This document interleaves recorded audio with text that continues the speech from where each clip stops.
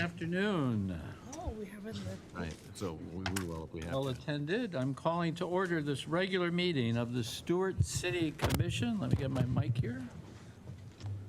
For the 8th of September, 2025. Roll call, please. Mayor Rich. Here. Vice Mayor Collins. Here. Commissioner Clark. Here. Commissioner Giobe. Here. Commissioner Reed. Here. And this afternoon, our invocation, we're all glad to see him back, will be provided by Chaplain Ed Skiba. And after his invocation, we are going to have, in recognition and acknowledgement of the events of September 11th of so many years ago, we are going to have an honor guard by the police, and then will you lead us in the Pledge of Allegiance after that? Yes, sir. Thank you. Please stand. Mr. Mayor, council members, city officers, but most importantly, the citizens of Stuart. It's just an honor and a privilege to be able to come and invite the presence of the Almighty into these proceedings. Excuse me. I have a frog in my throat and I don't remember eating one. But it's always good to go before the Lord and have him oversee what we've got going on here. So let's go to him. Our God and our Father, great creator of the universe, you bless us in ways beyond our imagination. This great nation, you've given us the best in the world. You give us the privilege of living here. We don't even understand all the blessings we have until we've been around in other parts of the world and realize how difficult other people have it. We thank you that you've honored us with being able to be citizens of this great nation. Lord, we ask you to continue to prosper and develop this beautiful city of Stuart. You guide and direct our city council and our mayor, the officers. You guide them in the direction you'll have them go, not in the direction we want to go. Lord, show us what you'll have us do, and let us be a shining example for the Treasure Coast. Bless us in all that we do, Father. I ask now upon this city and upon its citizens the Aaronic blessing. May the Lord bless us and keep us. May he make his face to shine upon us and be gracious unto us. May he turn his countenance towards us, and in the grace and the love of his Son, Jesus, may he bring us peace. Amen. Color guard, present the colors.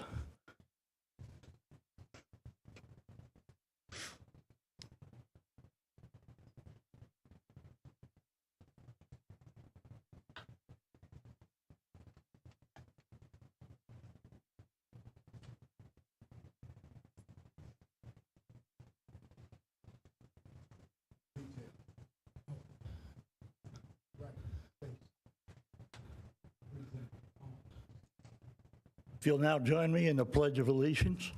I pledge allegiance to the flag of the United States of America and to the republic for which it stands, one nation, under God, indivisible, with liberty and justice for all. If we could just hold the honor guard right there for a moment, I just need to take a photo. And also, we're going to take a moment to just recognize Lieutenant Shine, who's here in the center of the room. Lieutenant Shine has announced his retirement from the police department after just over 22 years of dedicated service. And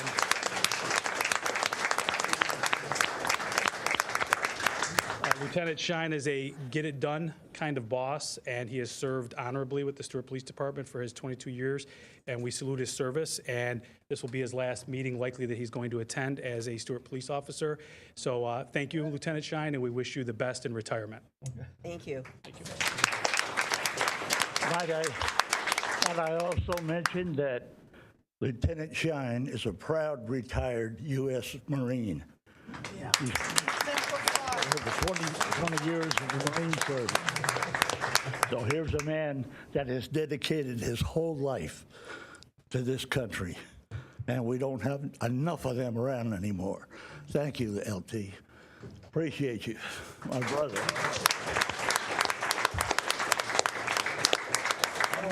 Miss Ford, I'm sorry. Hold on.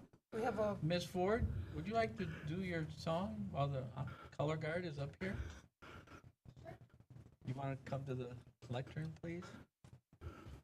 This is Ms. Layla Ford.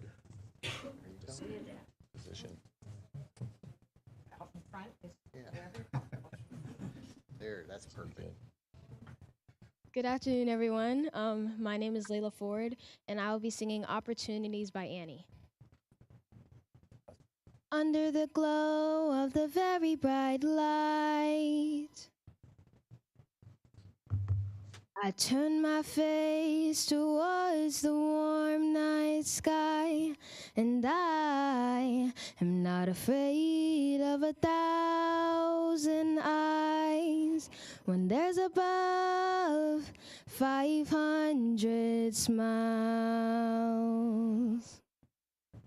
Oh, I used to think, what wouldn't I give for a moment like this moment, this gift.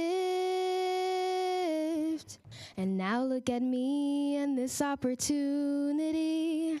It's standing right in front of me. And one thing I know, it's only part luck, and so I'm putting on my best show. Under the spotlight, the start of my life.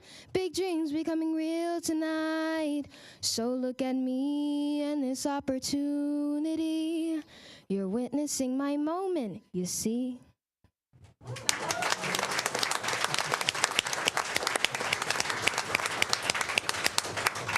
Honor Guard, retire the colors.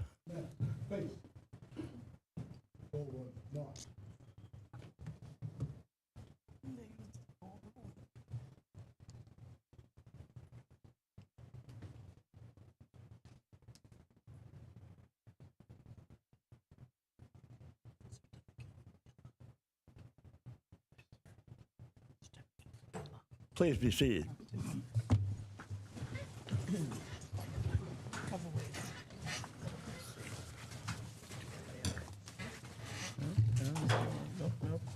Okay. We can accomplish that. She has it. Mary says it's there. Is there one here for? She's checking on it real quick. We Okay. have one. Thank you, Ms. Ford. That was very good. Thank you.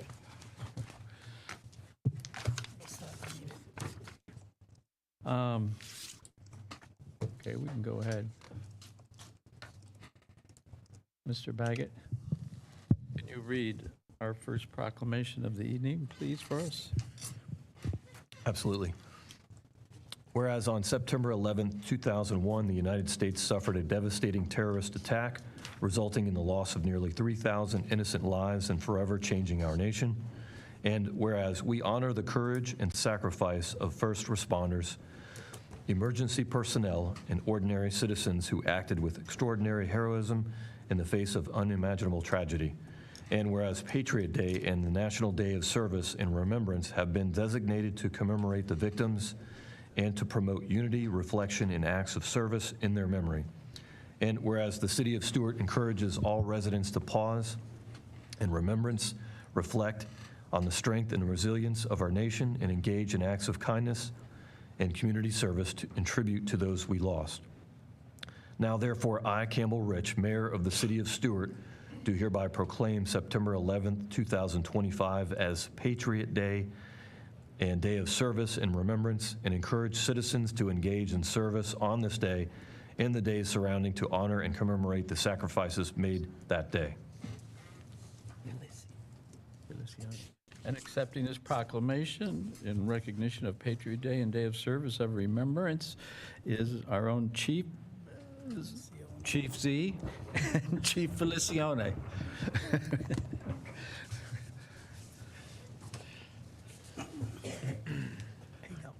Would you like to say something, either of you, two gentlemen? Just briefly, from the police side of things, we want to say thank you for this, for recognizing, the tragedy of that day. And we want to thank the commission. We also want to thank the community for their support of the police work that is done in this city, and, that allows us to ensure the safety of our residents and the roadways in our city. So we appreciate it. Thank you. I agree. I appreciate, obviously, on behalf of the fire department, just the support from you guys year-round. is a huge thing. This is an honor for us to receive this today on behalf of all of police and fire. So thank you. 9 a.m. on Saturday. Yeah, 8. Tell the public. It's not Saturday either. Thursday, sorry. Yes, this Thursday, we're doing Police and Fire 9/11 Memorial Walk on the Roosevelt Bridge. So join us.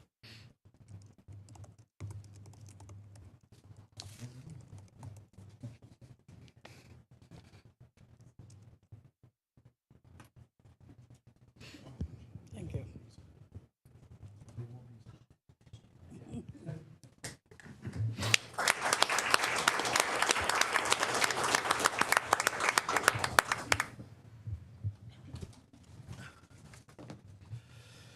Okay, Mr. Baggett. Proclamation number 2 for this afternoon. Whereas September 17th, 2025 marks the 238th anniversary of the signing of the Constitution of the United States of America by 39 brave patriots, and whereas it is fitting and proper to accord official recognition to this enduring document and this memorable anniversary, and to patriotic celebrations and educational events which will commemorate the occasion, and whereas Public Law 915, signed by President Dwight D. Eisenhower in 1956, designates September 17th through September 23rd of each year as Constitution Week. Now, therefore, I, Campbell Rich, Mayor of the City of Stuart, Florida, do hereby proclaim the week September 17th through the 23rd, 2025 as Constitution Week. And accepting this proclamation in recognition of Constitution Week is Kathy McCartney of the Hal Patioki chapter of the Daughters of the American Revolution. Good afternoon, Ms. McCartney. Good afternoon. My name is Kathy McCartney, and I'm the regent of Hal Patioki Chapter, National Society of the Daughters of the American Revolution. Hal Patioki Chapter, thank you for the opportunity to accept this proclamation from the City of Stuart acknowledging September the 17th through the 23rd as Constitution Week. The United States Constitution, America's most important document, stands as a testament to the tenacity of Americans throughout history to maintain their liberties, freedoms, and inalienable rights. And Constitution Week is celebrated annually during the week of September the 17th through the 23rd to commemorate its history, importance, and bring attention to how it serves still to us today. The celebration of Constitution was started by the Daughters of the American Revolution. In 1955, DAR petitioned Congress to set aside September the 17th through the 23rd annually to be dedicated for the observance of Constitution Week. The resolution, as you stated earlier, was later adopted by the U.S. Congress and signed into public law on August 2nd, 1956, by President Dwight D. Eisenhower. The DAR has also erected a structure that is built in tribute to the Constitution of the United States, DAR Constitution Hall, which is a performing arts center opened in 1929. The aims of Constitution Week celebration are to emphasize citizens' responsibilities for protecting and defending the Constitution, inform people that the Constitution is the basis for America's great heritage and the foundation of our way of life. Encourage the study of historical events which led to the framing of the Constitution in September 1787. Constitution Week is a great time to learn more about this important document and celebrate the freedoms it gave us. And also, I know that the City of Stuart, I thank you for allowing on September the 18th, we will be reading, and Hal Patioki will be attending as well, the Constitution at the Blake Library at 3 o'clock, and I hope that the citizens of Martin County as well as Stuart attend. One last thing I want to educate you about, because I'm a teacher retired, Bells Across America, which is another event that is an annual celebration of signing the U.S. Constitution. Participants gather to ring bells, much as the church bells of Philadelphia rang out when the U.S. Constitution was first signed at 4 p.m. on September the 17th, 1787. Consider the city, maybe the fire department, whatever. Consider organizing a group to ring bells on September the 17th for 1 minute at 4 p.m. Eastern Daylight Time to herald the beginning of the commemorative week. And I thank you for allowing Hal Patioki. We have a group of us to accept I that can see you are accompanied by many of your members. So ladies, would you all like to come down, please, and get your picture taken? Of course, they're not shy at all.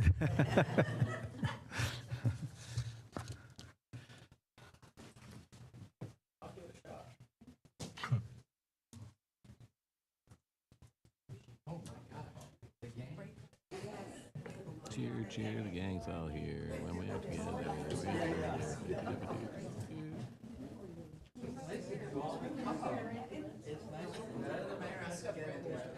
Beverly. Beverly, get in the middle.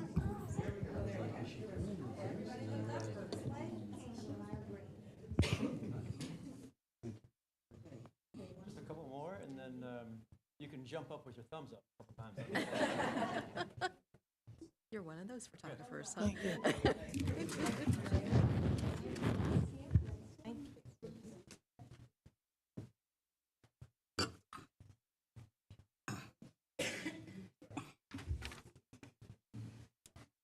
Okay, Mr. Baggett, our third proclamation for the evening.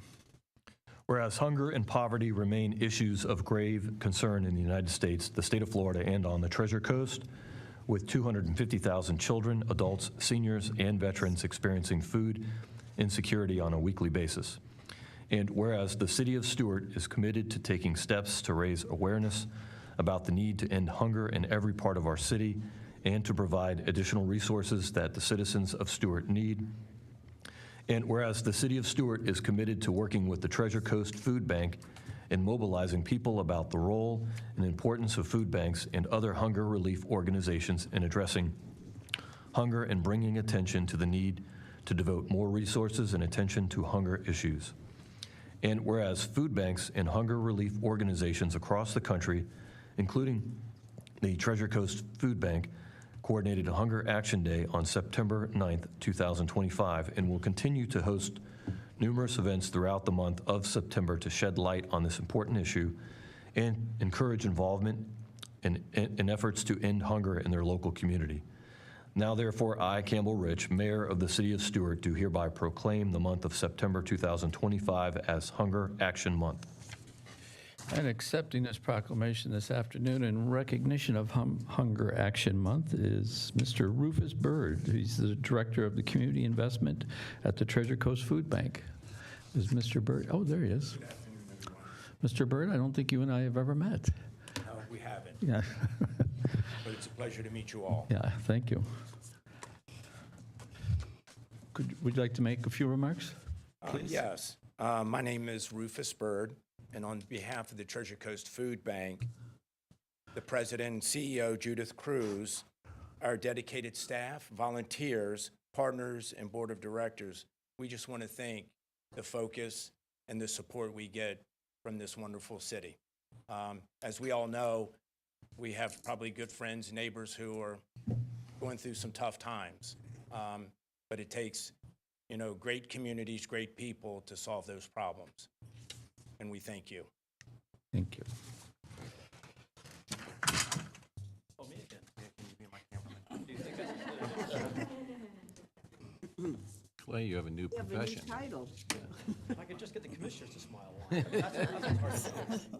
We shouldn't even be in the photo. We're going to Photoshop that out. He can't drop us out. Okay, 1, 2, 3, 1, 2, 3, and then we'll get one with this maybe. There you go. Thank you.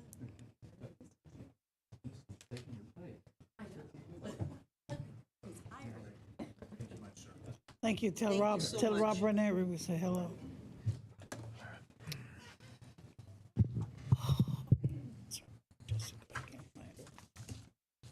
Jessica. And finally, Mr. Baggett.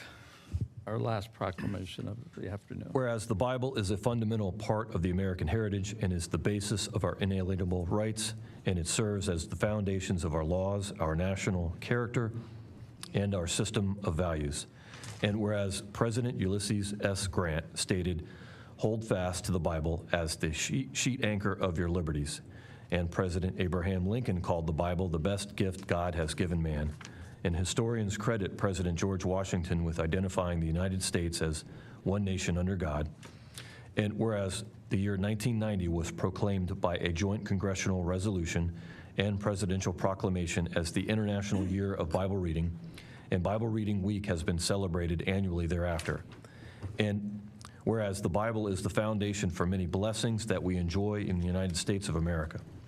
Now, therefore, I, Campbell Rich, Mayor of the City of Stuart, do hereby proclaim October 2nd through the 6th, 2025 as 25th Annual Bible Reading Marathon.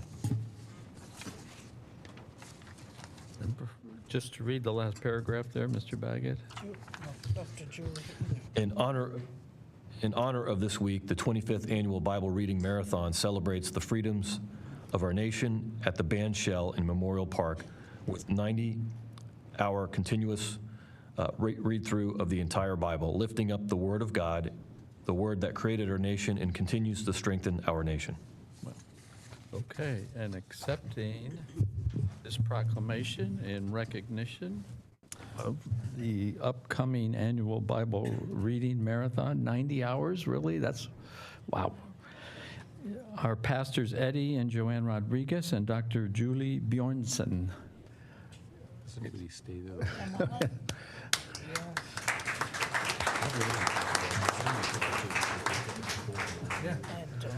They said I should speak first. So, Wow. but anyway, I want to thank you for this proclamation. This event is really Could you special. pull the microphone a bit closer to your I'll mouth? start over. Thank you. Okay, good evening. Thank you for supporting our Bible reading marathon for 25 years with your proclamation. This event is very special to me. Several years ago, while in Canada, I was in a head-on collision with a snowplow during a whiteout snowstorm. The plow was unaware the road had been blocked. I had one of those supernatural out-of-body experiences. I don't know if I was dead, but I distinctly remember being pushed back into my body. It was real. The first thing I heard when I was airbagged home was, "Arise, shine, the light is come." I didn't know that was a Bible verse at that time. Through my healing journey, the Bible became alive. The Bible says faith without works is dead. So I constantly challenged myself as I was learning to walk and talk again. I did not return to my practice, but became more involved in my small community. I learned healing takes putting God first and the support of a community, not a single doctor's office. I think sometimes Americans take the blessings we have for granted. I know I did. I learned Canada's socialism is not God-based. They have no constitution protection, no authority, no rights, no way to protest. The Bible, God's authority on earth that we read each year, is the foundation of our freedoms, our Constitution, and our unalienable rights. Where the Spirit of the Lord is, there is liberty. We are one nation under God, by the people and for the people. Helping to establish this Bible reading marathon is my thank you gift to God for my life, for my healing journey, and for our nation. God will heal our land, and when we humble ourselves and listen and obey, God's love never fails. Dwight Eisenhower said, I'm sorry, I'm just a little long. There is nothing wrong with America that faith in God, love of freedom, intelligence, and the energy of her citizens cannot cure. I love God, I love the Bible, and I love our country. I am grateful for everyone who has supported the Bible reading marathon these 25 years, especially this City of Stuart commissioners with this proclamation. May the City of Stuart continue to be a light in our present national struggles against darkness. Please come and share the Bible with us. Now, at the end of them, can I say one thing about 9/11? Sure. Thank you, Dr. Julie. Thank you, Dr. Julie. I cry. And thank you so much to the mayor and the council for once again presenting us with a proclamation. This is the Silver Jubilee, 25 years of the Bible Reading Marathon. It is the longest running continuous annual Bible reading marathon in the nation, and it was founded, we want to give honor to Pastors Jean and Donna Hilton who began it, and Julie was one of the beginning team here. She's been here all 25 years, and so we are very grateful for what this does in the community. It is October 2nd through October 6th. We begin reading at 6 p.m. on October 6th. And once we start reading, we do not stop. I'm sorry, we begin reading at 6 o'clock on October 2nd. What did I say? On October 2nd. And once we start reading, we do not stop. It is continuously read day and night, 24/7, rain or shine, with volunteers in 15-minute increments, 365 15-minute increments that people from all over the community volunteer to come and give their time to step up to read God's word over our nation. And it is such a privilege because it brings hope and peace and love to the community. Every year we've had the privilege of, when Pastor Donna and Jean, we thank them for passing the baton 8 years ago. We are also praying that Pastor Donna will be here for this year as well to celebrate the 25th year. And we have seen in the past 8 years just the presence of God move miraculously during this week. We see people come, and it says that God's word, Jesus says that he is the word, and it said that he says that he is the truth, the way, and the life. And we do truly see life come to people as they step up and hear God's word and pass by, and it's such a joyous occasion throughout that week, and we watch so many lives be blessed and touched and changed. And so we invite everyone to come out. Everyone come out, call 561-670-0469, and come out and read. It's an experience that you'll never forget. And so God bless you all, and thank you for your support. Thank you. I just want to say everything my wife said, I'm in agreement with. Thank you. Can I ask a question? Can I ask a question? Well, she wants to say about One more 9/11. thing. We make special arrangements for call-ins. When people are housebound, we have calls from out of the state. We have military that are on duty that call in from around the world. So don't feel that because of limitations, you might not be able to participate. Right. Can I ask a question? How do you volunteer to be a reader? Sign up right here. There. Call, this is the board. I think that and the you mayor, it call. would be good if the mayor volunteered. It would be representing the city. Card in front of The all card in front of our table. Yes, I've done it every year, right, except for last year. yes, thank you. Not for even before I was on the commission. 561-670-0469.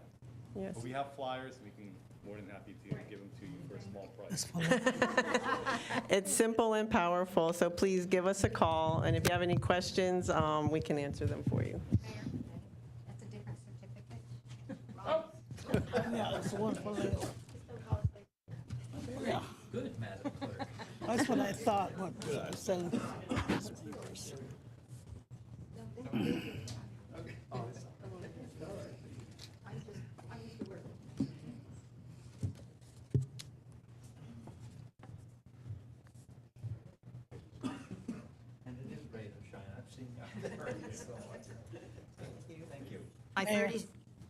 My 30 seconds is, I will be setting up my 9/11 display this Thursday from 8 to 6 p.m.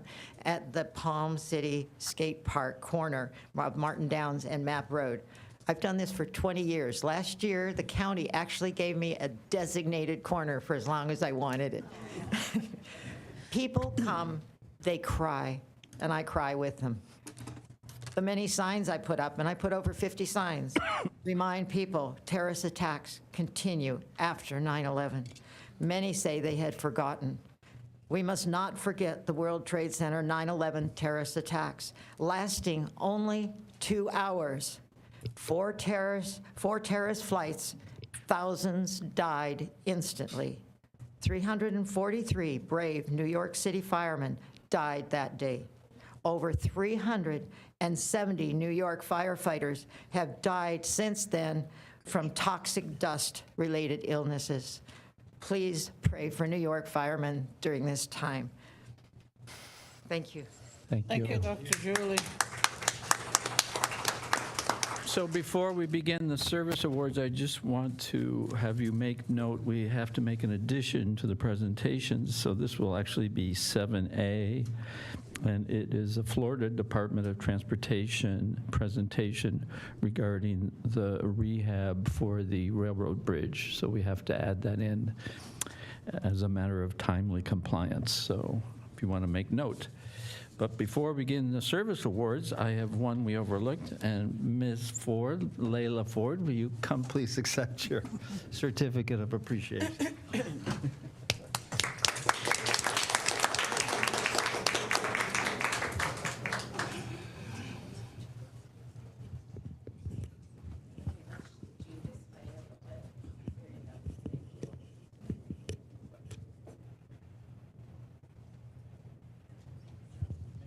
Thank you. Thank you, Mother.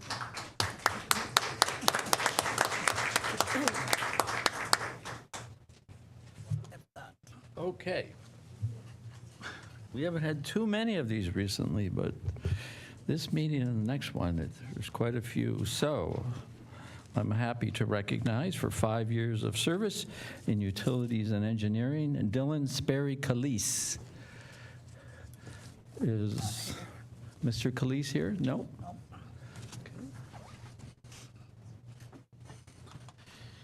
For 15 years of service in Public Works, Kenneth Miller.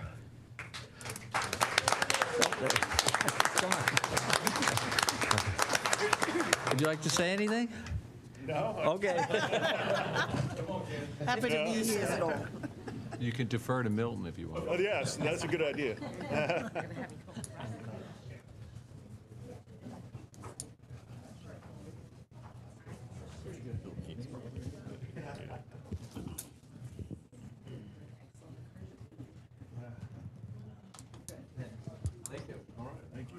Congratulations. Thank you. Okay.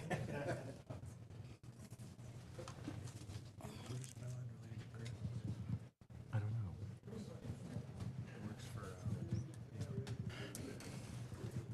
And for 20 years of service in utilities and engineering. Wow, you get the fancy gold seal and ribbon. Bruce Beland.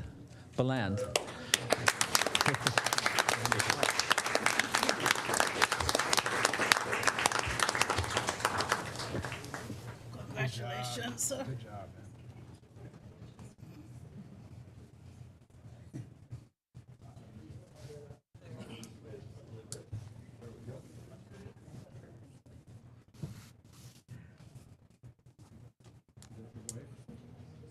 Come on up. Come on. Yep. Go, miss, together. Go on over.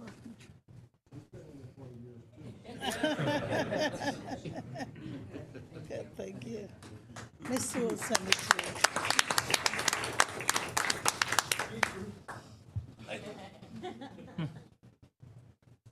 You're so little. Okay, I got my steps in.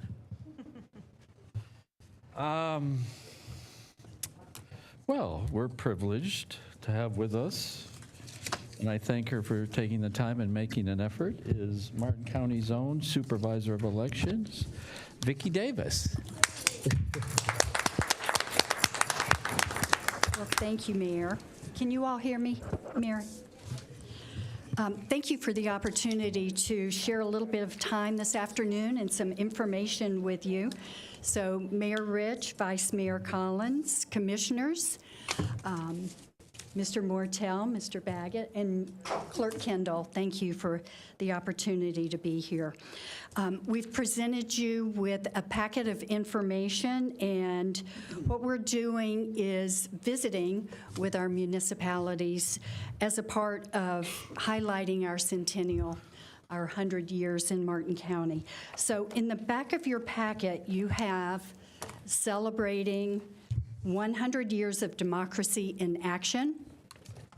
And just wanted to point out some highlights. If you can take out your little report and turn to page 3, you'll see a historic century in elections. And then the next couple of pages, 4 and 5, are the 7 gatekeepers of democracy in Martin County. And the first registrar of elections was Mr. Wade Hampton Earl. And I have to go back a little bit because in 1925, the city of Stuart actually registered all of the voters. And we have those registration handwritten logs at the elections office. So you'll see through the years, I make number 7. My predecessor was Peggy Robbins, who served for 27, almost 28 years. And I've been fortunate enough to serve the voters of Martin County and residents of Martin County. This is my 21st year. So if you continue on through the booklet, you will see on pages 8 and 9 our primary and general election turnout of 2024. And if you look to the very right under the general election page, you'll see that in 2024 we had 116,000 registered voters. 99,481 turned out for the general election, making it an 85.2% turnout in Martin County, which equates to Martin County having the 10th highest turnout in the state of Florida. So thank you for everyone who came out and voted. Yeah, that's an amazing number. It is, isn't it? When you look at the rest of the country, especially. And about six of the counties that were ahead of us in that lineup of 10 were very, very small counties. The 2 larger counties than Martin were Volusia and St. John's. So we had a really great turnout. If you turn to page 10, you'll see our budget is included in here. And I know ours is tentative, it hasn't been finalized, but we are going to be replacing our voting equipment. We've had it for almost 20 years. In 2008, Governor Charlie Crist was governor. He basically mandated that the state of Florida would be a paper state. And in Martin County at that time, we had electronic touchscreen equipment. So when I came into office, I had approached our Board of County Commissioners. County administrator asked if the dollars that were left over in my budget on an annual basis could go into an equipment replacement account. So you'll see the amount that we have in our equipment replacement account. I don't have to go back before the Board of County Commissioners to ask for additional funding because the money is there. It more than covers what we need to update our equipment. With that, I'm going to turn it over for just a minute to Kiri Anderson. I think most of you know Kiri. Kiri's been with the office. It will be 20 years on Halloween. Kiri, my previous chief deputy, Debbie Dent, and I think most of you know Debbie. Remember Debbie? She retired after 35 years after the November general election, and Kiri has been promoted up to chief deputy. So I want Kiri to cover pages 12 and 13 and some of the pages in the report. Kiri. Vicki, I just had a question about the machines. Sure. Forgive me. No, that's fine. How would you characterize the update and what we're going to be using? It's for the voting equipment. It's the same type of equipment. It's just instead of what we currently have are DS200s, we're just upgrading to the 300s. Newer version of the same thing. Same thing. Thank you. Yep, same company, ES&S, which is Election Systems and Software out of Omaha. The state of Florida has only certified 2 companies, either Dominion or ES&S. We've been ES&S since 2002. Yeah, let's not do Dominion. Yeah. Okay, Kiri. Good afternoon, Commissioners. Kiri Anderson with the Supervisor of Elections Office. I'll just quickly highlight for you some of the pages in our book that Ms. Davis asked me to share. If you turn to page 12 in your book, you're going to look at our milestones in schools and civic engagement.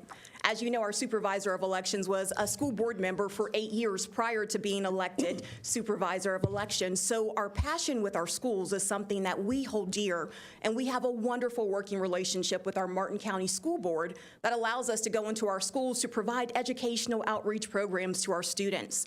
As many of you know, Florida law says at the age of 16 and 17, a person can pre-register to vote. You can't cast a vote, but by pre-registering, you're eligible to work the polls on Election Day. Those students even receive an excused absence because they're participating in the process. And what we found, they have a true love for the process and elections, that if they stay local, they continue to work the polls on Election Day. And our voters overwhelmingly comment how they love seeing our seasoned workers as well as our young workers working the polls together.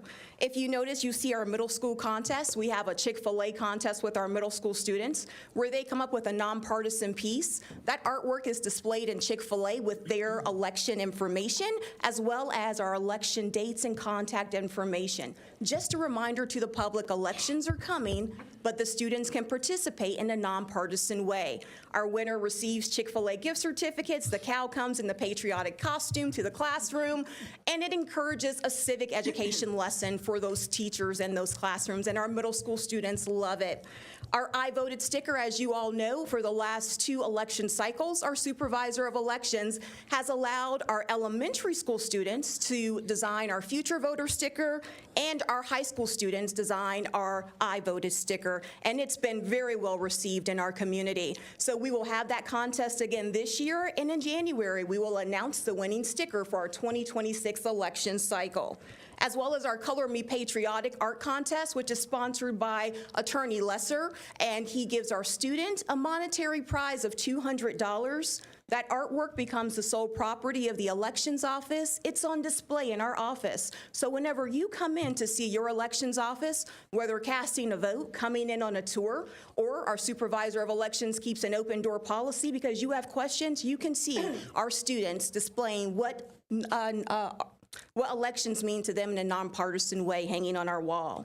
On page 13, we are just highlighting some of our partnerships with our Sheriff's Department and county by using their message boards as well as the city. We use those traffic boards just to remind our voters of early voting dates, reminding them, if you haven't registered, what the registration deadlines are, as well as office tours, inviting our public, come in and see your elections office, get your questions answered, have a first-hand tour so that you know what we do to secure your vote. If you flip your page to page 14, we also highlight our Adopt a Precincts. And the DAR ladies who were here earlier who accepted their proclamation are actually individuals who adopt a polling precinct. By adopting a precinct, you agree to assign workers to work the polls, and the monies you would have individually earned, you sign a waiver that they go back to your group. So it's a great way to serve your community while earning non-restricted dollars to go back to your organization.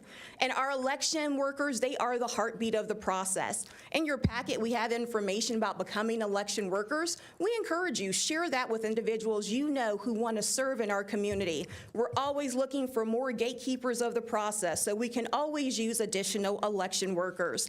And on page 15, you see the 2026 election dates. We're getting that information out to the public. We want to remind them, if you are registered to vote, check your status. Has your name changed? Has your address changed? Would you like to change your party? Do you need to update your signature? Be election ready in 2026. Thank you. Thanks. Thank you. And congratulations on your new position. Yes, Kiri does an awesome job. She does. Yes. So Kiri covered dates with you. You have it in front of you for the upcoming primary election and general election of 26. There's also the book closing dates for both of those elections. It's really, really important for our voters to be aware of book closing, especially for a primary election, because of the fact that the state of Florida is a closed primary state. So we really try to get that information out there. And as Kiri said, thank you for your traffic message boards that you allow us to use during the election cycle. We so appreciate that. One legislative item that passed this past session has to do with your driver's license. I think it was legislation, yeah. If you renew your driver's license now, you're going to be issued a driver's license with a different number than what you currently may have. So we're encouraging voters, if you renew your driver's license or receive a new driver's license, update that information with the office. It's not going to it's not going to hold you back from voting. However, it could affect your request to vote by mail, because we are required to verify that information, and it can also affect any petitions, initiative petitions that a voter may sign. So we're really getting that information out. And I just wanted to remind everyone, too, that if you do vote by mail, you have to renew your request after every election cycle. December 31st, a request is expunged from the system, and you have to request again. The state of Florida does not just blanketly mail out vote by mails. You had a question? I was about to ask the mayor if I could speak. Certainly. Oh, thank you, Mr. Mayor. I just wanted to say I encourage everyone to visit the voting, to visit the elections the office. Election voting. You were so instrumental in your staff for someone like myself who was a new candidate, new to the process. The behind the scenes, how the machinery works, and all of the young people involved was just amazing. And I encourage everyone before election to go and visit your polling station. Thank you so much. Thank you, Commissioner.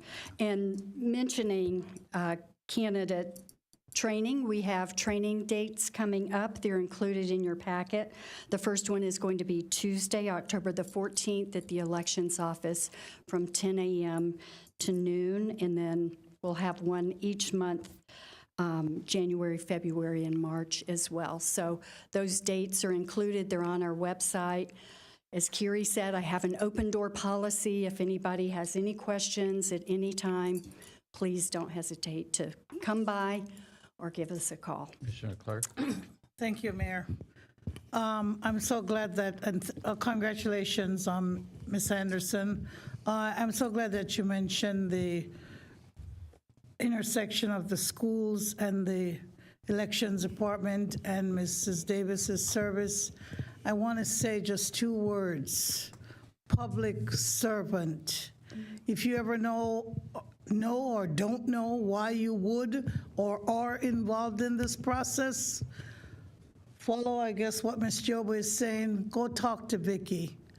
Vicki is truly a public servant, not just for elections information, but just for the type of service that she's provided to the community. And I think that we need to have a Vicki Davis Day one of these days, sometime soon. And we just appreciate all that you're doing and the legacy that you're leaving behind for others to serve us, to continue to serve us in the election office, and to continue doing a good job for our local community as well as for the state of Florida. Thank you. Thank you, Commissioner. I agree. I think we should do a Vicki Davis cookies and lemonade no. day. It takes a team, truly.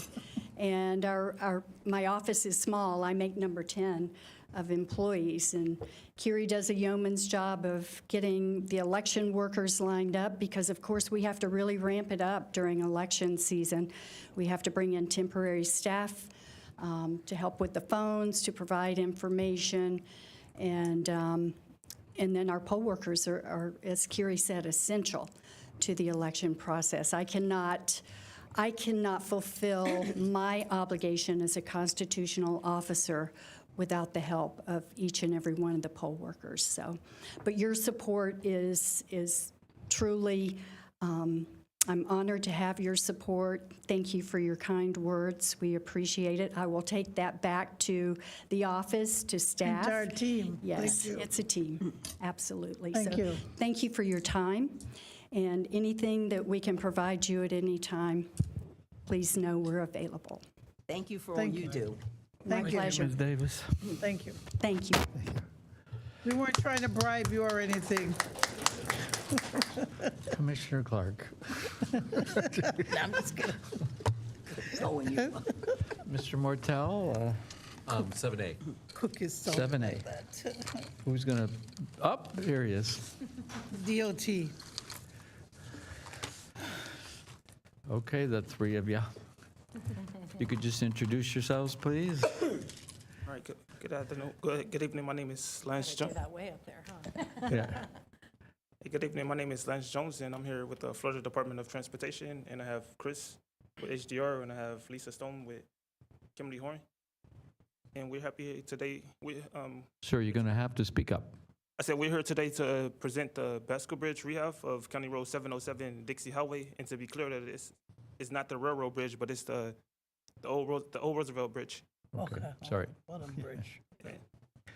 Yeah. And the project limits are along the old Roosevelt Bridge, and the bridge number is 890003. It's in the city of Stuart and the county of Martin, and the project management number is 450587-2. Okay. Go to the next slide, please. And I will pass it on to Lisa to go over the agenda. Thank you. Thank you for having us here today. We are going to go over the project location, also the proposed improvements, the environment impacts, and we have an upcoming public meeting, which is why we're here to talk to all of you today. Also, we're going to discuss the schedule and the cost of the project, and also provide Lance's contact information. Next slide, please. So as mentioned, this is adjacent to the railroad bridge. It is 0.8 miles of a project. It is the Dixie Highway County Road 707, or as locals call it, the Old Roosevelt Bridge. So this is rehabbing the project, or the bridge. Next slide, please. So a little bit of history. This is actually the third bridge that has been there in this exact place.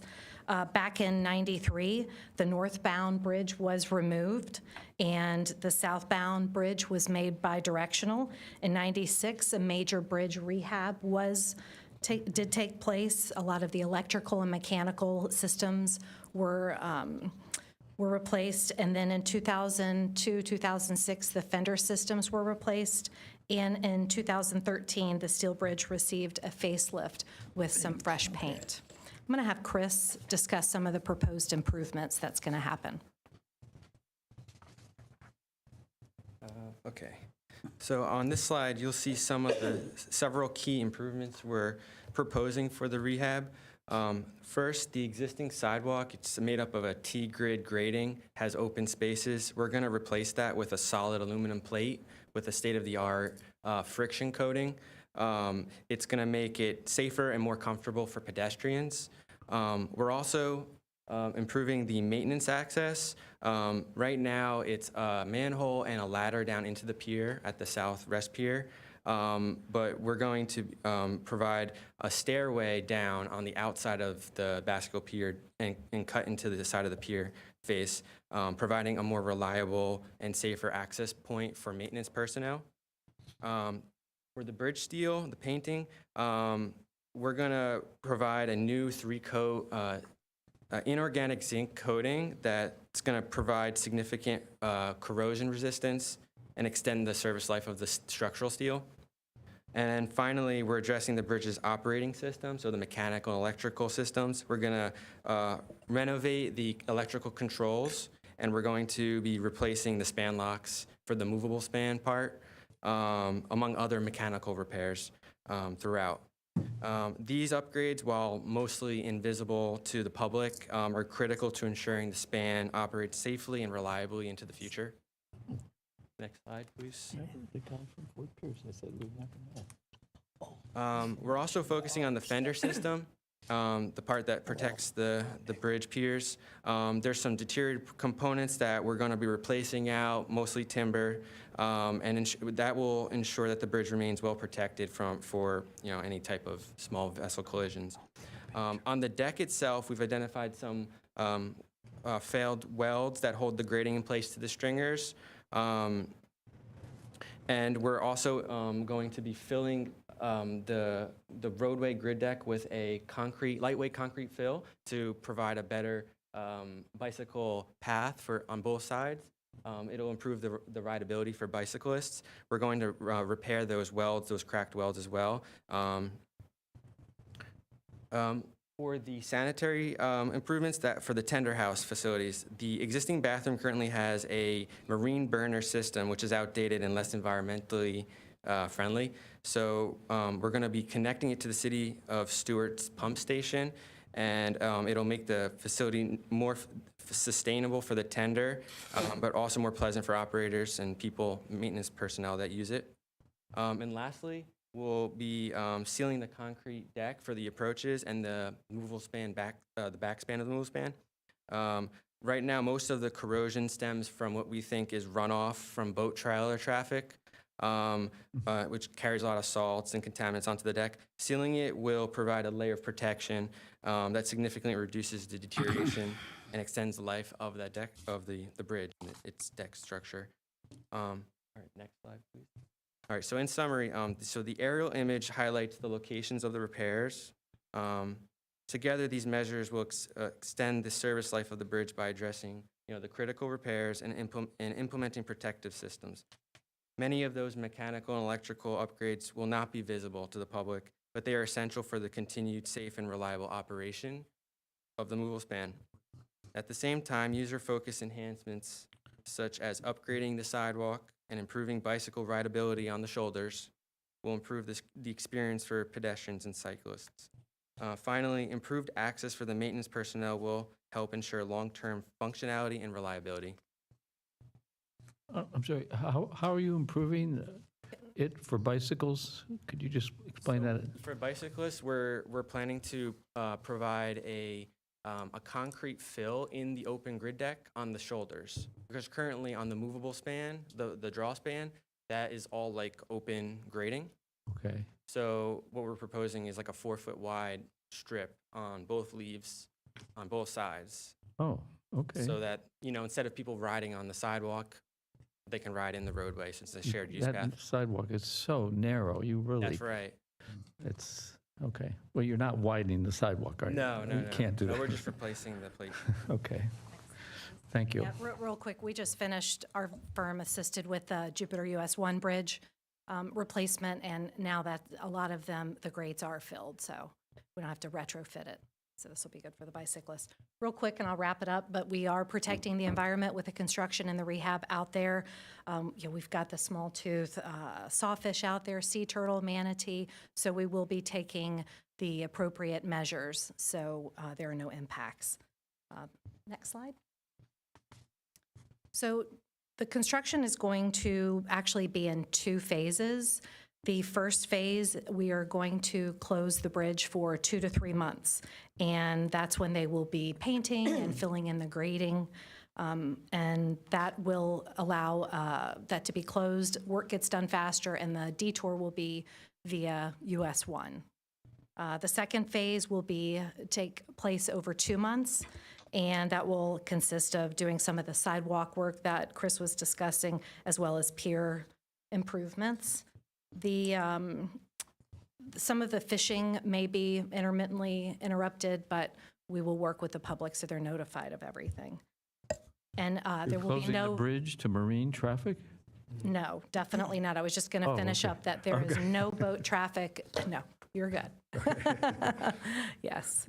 So no boat traffic will be interrupted by this. All right. All right, next slide, please. So again, most of this is the detour. If you see the orange, when we do need to close the bridge, it will be going over US 1, and we will be notifying folks of this. We will have all of this, at a website so people can look at it. They'll be aware of it in advance. Next. one of the biggest things, and I don't think they're still here, well, some of them are, so we will be coordinating with the fire and rescue police so they're aware of when the closures are in order for them to change their routes if needed. We will also have a public information meeting prior to the construction for this project, and I'm about to tell you about a public meeting we're having next week that hopefully all of you got an invitation for. Next slide. So the benefits of the bridge is we will be extending the bridge's life as well as keeping marine traffic flowing and also improving the bridge for all users. Next. The virtual meeting, we have two formats. We have one virtual and one in person. The in-person one is right here at the Flagler, and it'll be on September 17th. Then there's also an option, if you can't make it to the in-person, we have a virtual one on September 16th. The exact same information will be presented, and any comments are welcome throughout. We also send it out to appointed officials. Look at an area, normally we do about 500 feet from the area. We went above and beyond that because you're just going to get a bunch of sea turtles and marine life for sending out the invitation. So we went north and south of there, and we also are getting the word out, such as, with telling all of you, and the Martin MPO is aware as well. And there's a project website. If you look there, if you want to either take a screenshot with with the QR code with your phone, or you can go to the link provided. Next slide. So the design completion, which is what we're in now, will be completed in early next year. As mentioned, the construction will begin in the fall of 2026, completed spring of 2028, and the approximate cost is $11 million for the rehab. Next. Here's Lance's contact information, his email. Note there is a 1. I guess there's another Lance Jones out there somewhere at DOT, so he's 1. And also his phone number if you need to get a hold of him. Next slide. DOT always likes to provide their safety message of the month, and this month it is the heat stroke prevention, because it does feel like it lately. So join the U.S. Department of Transportation's Safety Administration for the Once You Park, Stop, Lock Heat Stroke Prevention Campaign. Hot car deaths are the leading cause of non-crash vehicle-related deaths for children 14 and younger. As temperatures rise around the country, it's essential for parents and caregivers to stop, look, and lock. And with that, we will take any questions you may have. Any questions of these presenters? I I wrote down the date for the public meeting. Thank I you. hope all of you did get the invitation. So you should have gotten an email invitation. We got the invitation just for the public. How long is that supposed to last? So if we could back up, I think I've got it on there as it begins fall of 2026 and spring of 2028. So about a year and a half, right? Spring, help me. Yeah, year and a half, right? Am I doing my math right? Yes. Long time. Will It's it not the affect- closure. The closure isn't that long. There's just intermittent times of closure. Mr. Mortel, that wouldn't affect the boat? That is always Show taken into account. Any Okay. special events, it's not during peak hours usually, and obviously the contractor would work with any major events. We had to deal with the same thing on the Jupiter US 1 project as well. Okay, because we run the trolleys back and forth and do things Right. And more active. The bridge becomes a little bit active that weekend. Okay, yes. thank you, Questions? Lance number 1. Thank you again. so much. Thank you. Thank you. Comments by city commissioners. Commissioner Reed, do you have any comments?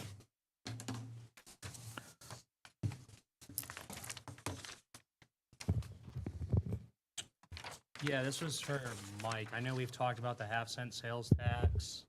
Someone had asked about Poppleton Creek, if there was an update. I know the board's priority was, I believe, Poppleton Creek, the trailhead on US 1, and just conservation. So I can respond to you. It's the way we're going to try to do Poppleton Creek was kind of a globalist approach in that there's aeration, there's these impeller type things that can move water and silt. There's the dredging of Poppleton Creek, and there's the trimming of the mangroves to it. So we're trying to work with DEP, and as the county does, I think the county's presentation a couple weeks ago was that they get $4 for every dollar out of the half-cent sales tax by using grant money and other things as matches. And we just recently hired a firm to assist us with the grants, and so we'll be trying, and it is true that Poppleton Creek is prioritized. The problem with it is it's not going to be overnight because there's a lot of moving parts to it, and in order to, and unfortunately, it's also an enormous project because there's a lot of silt in the bottom of it. The trimming of the mangroves is a lot as well.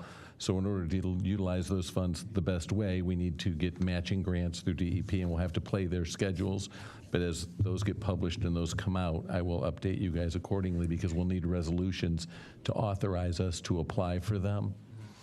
And then as it relates to other items, we've been just trying to identify projects and property as well still that's in it, and we'll be bringing all those back to you as well. What about time frame for Poppleton Creek, realistically? Realistically, if we had it completely funded right now, it would take 2 years. From And we start to don't, finish, but we don't even have it To funded. even start an initiative, what are we I looking mean, at? if the DEP published something next month to do a 50-50 matching grant and we applied for it by December, they'd probably have responses out in February or March. But they haven't done that yet? No.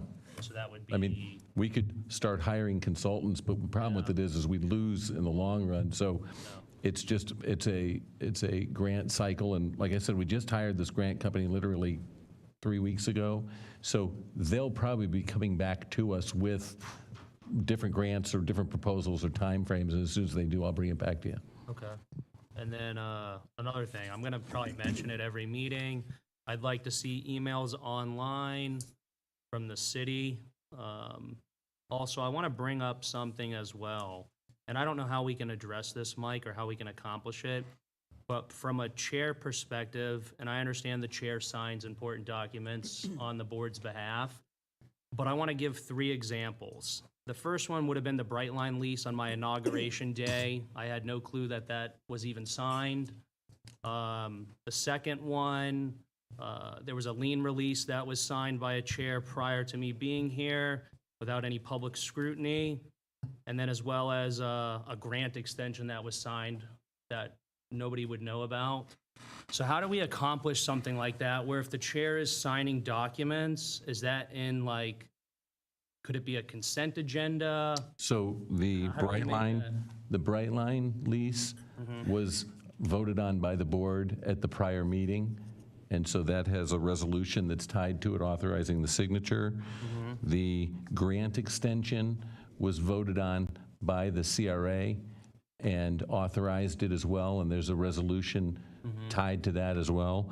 The lien release is state law, and what happens is, and if a person pays off a recorded lien, like right now, we have a lot of them coming due recently because about 8 years ago, a lot of people did the sign up and save for their, to hook up to the sewer systems.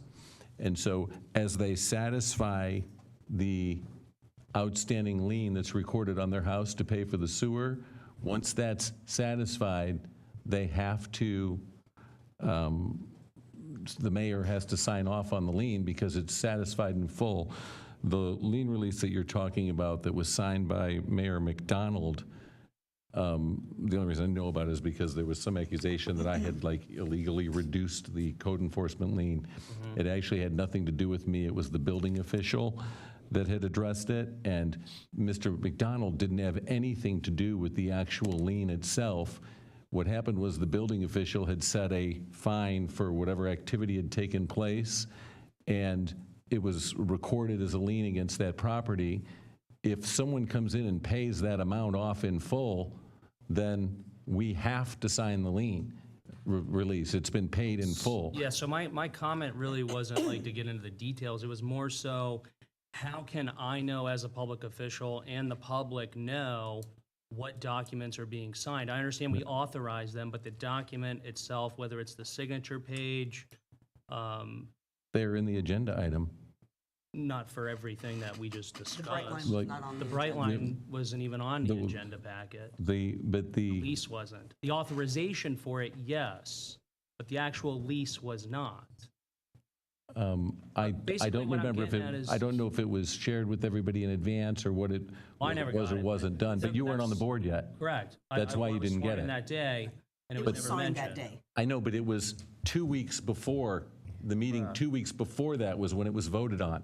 It wasn't, the fact that it was signed that day was because it didn't get printed and circulated until that day, but the commission had voted on it at the prior meeting. Like tonight, you guys are going to vote on a road closure for the Christmas parade. Well, it won't be until the end of the week that the FDOT paperwork or whatever comes with that goes across the mayor's desk, and the mayor would sign that resolution and sign those documents.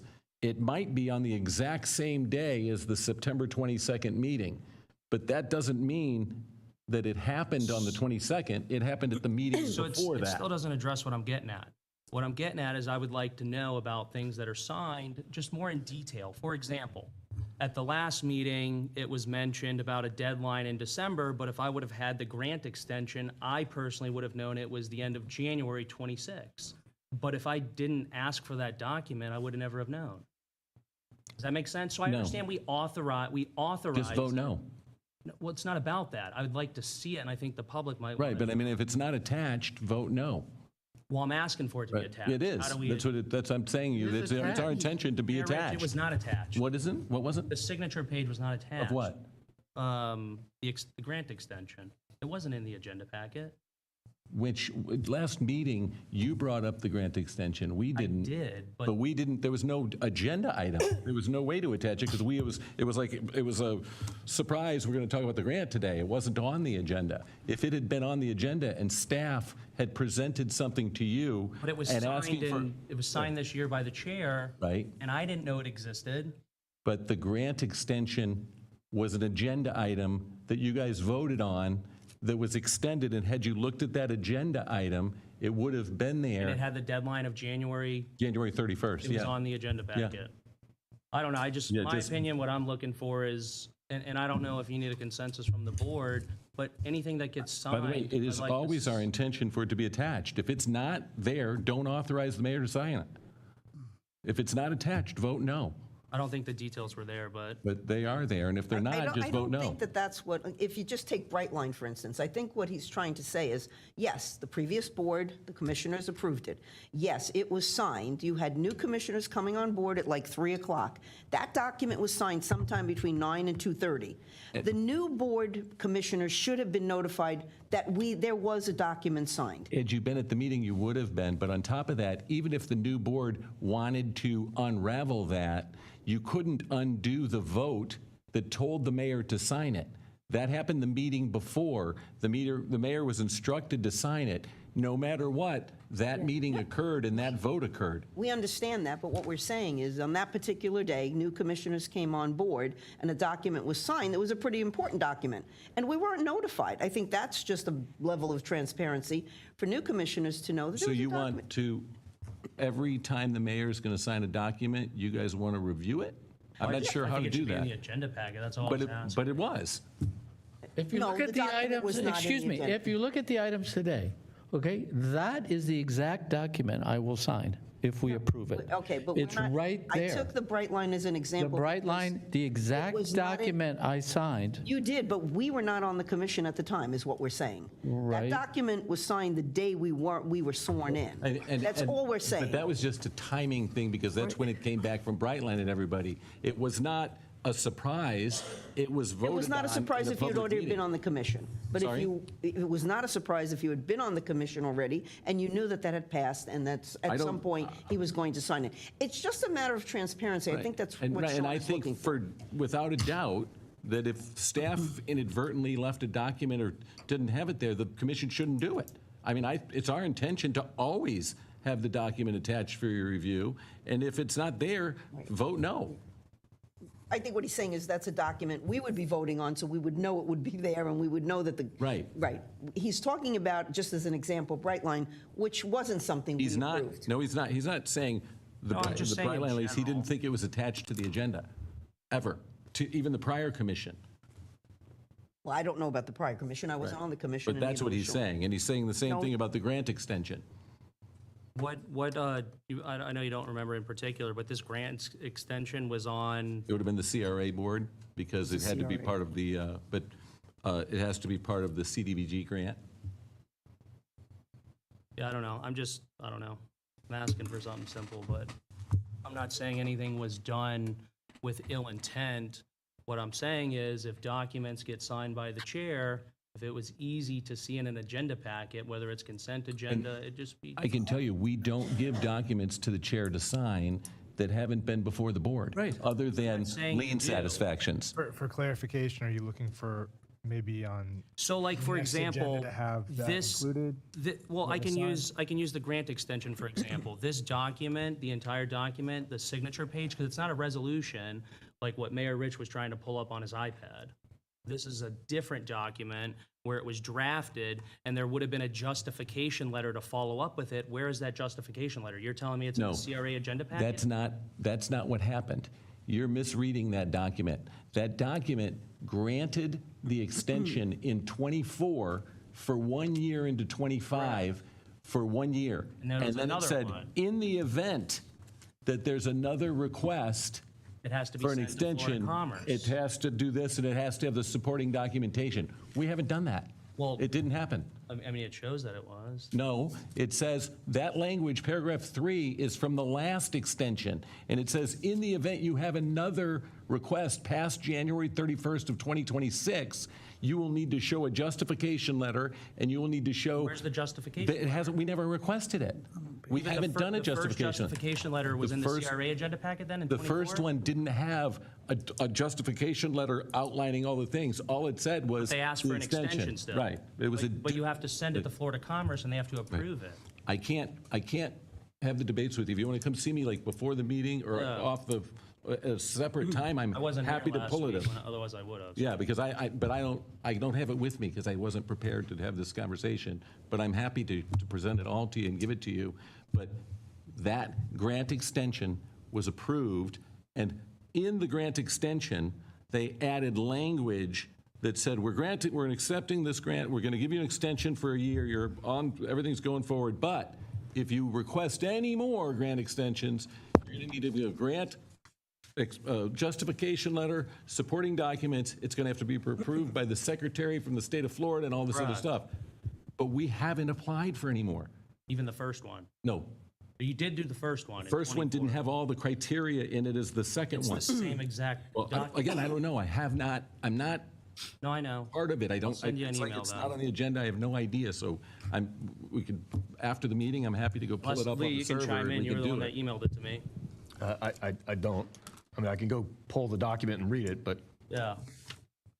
But there was an I don't have it extension to 1 and memory. extension 2, so what I'm getting at, those signed extensions, I don't believe were in the agenda packet. Maybe authorizing for it, but the actual signature page, I don't think existed. It's always our intention to include the signature page, and if it's not there, it's because a photocopy didn't make it on, or there's something that it isn't there because we hadn't received it yet. Just like doing the budget cycle this year, there were numbers we didn't have from the state yet. We still move forward with it, and we tell you, we don't have this document yet, but it's coming.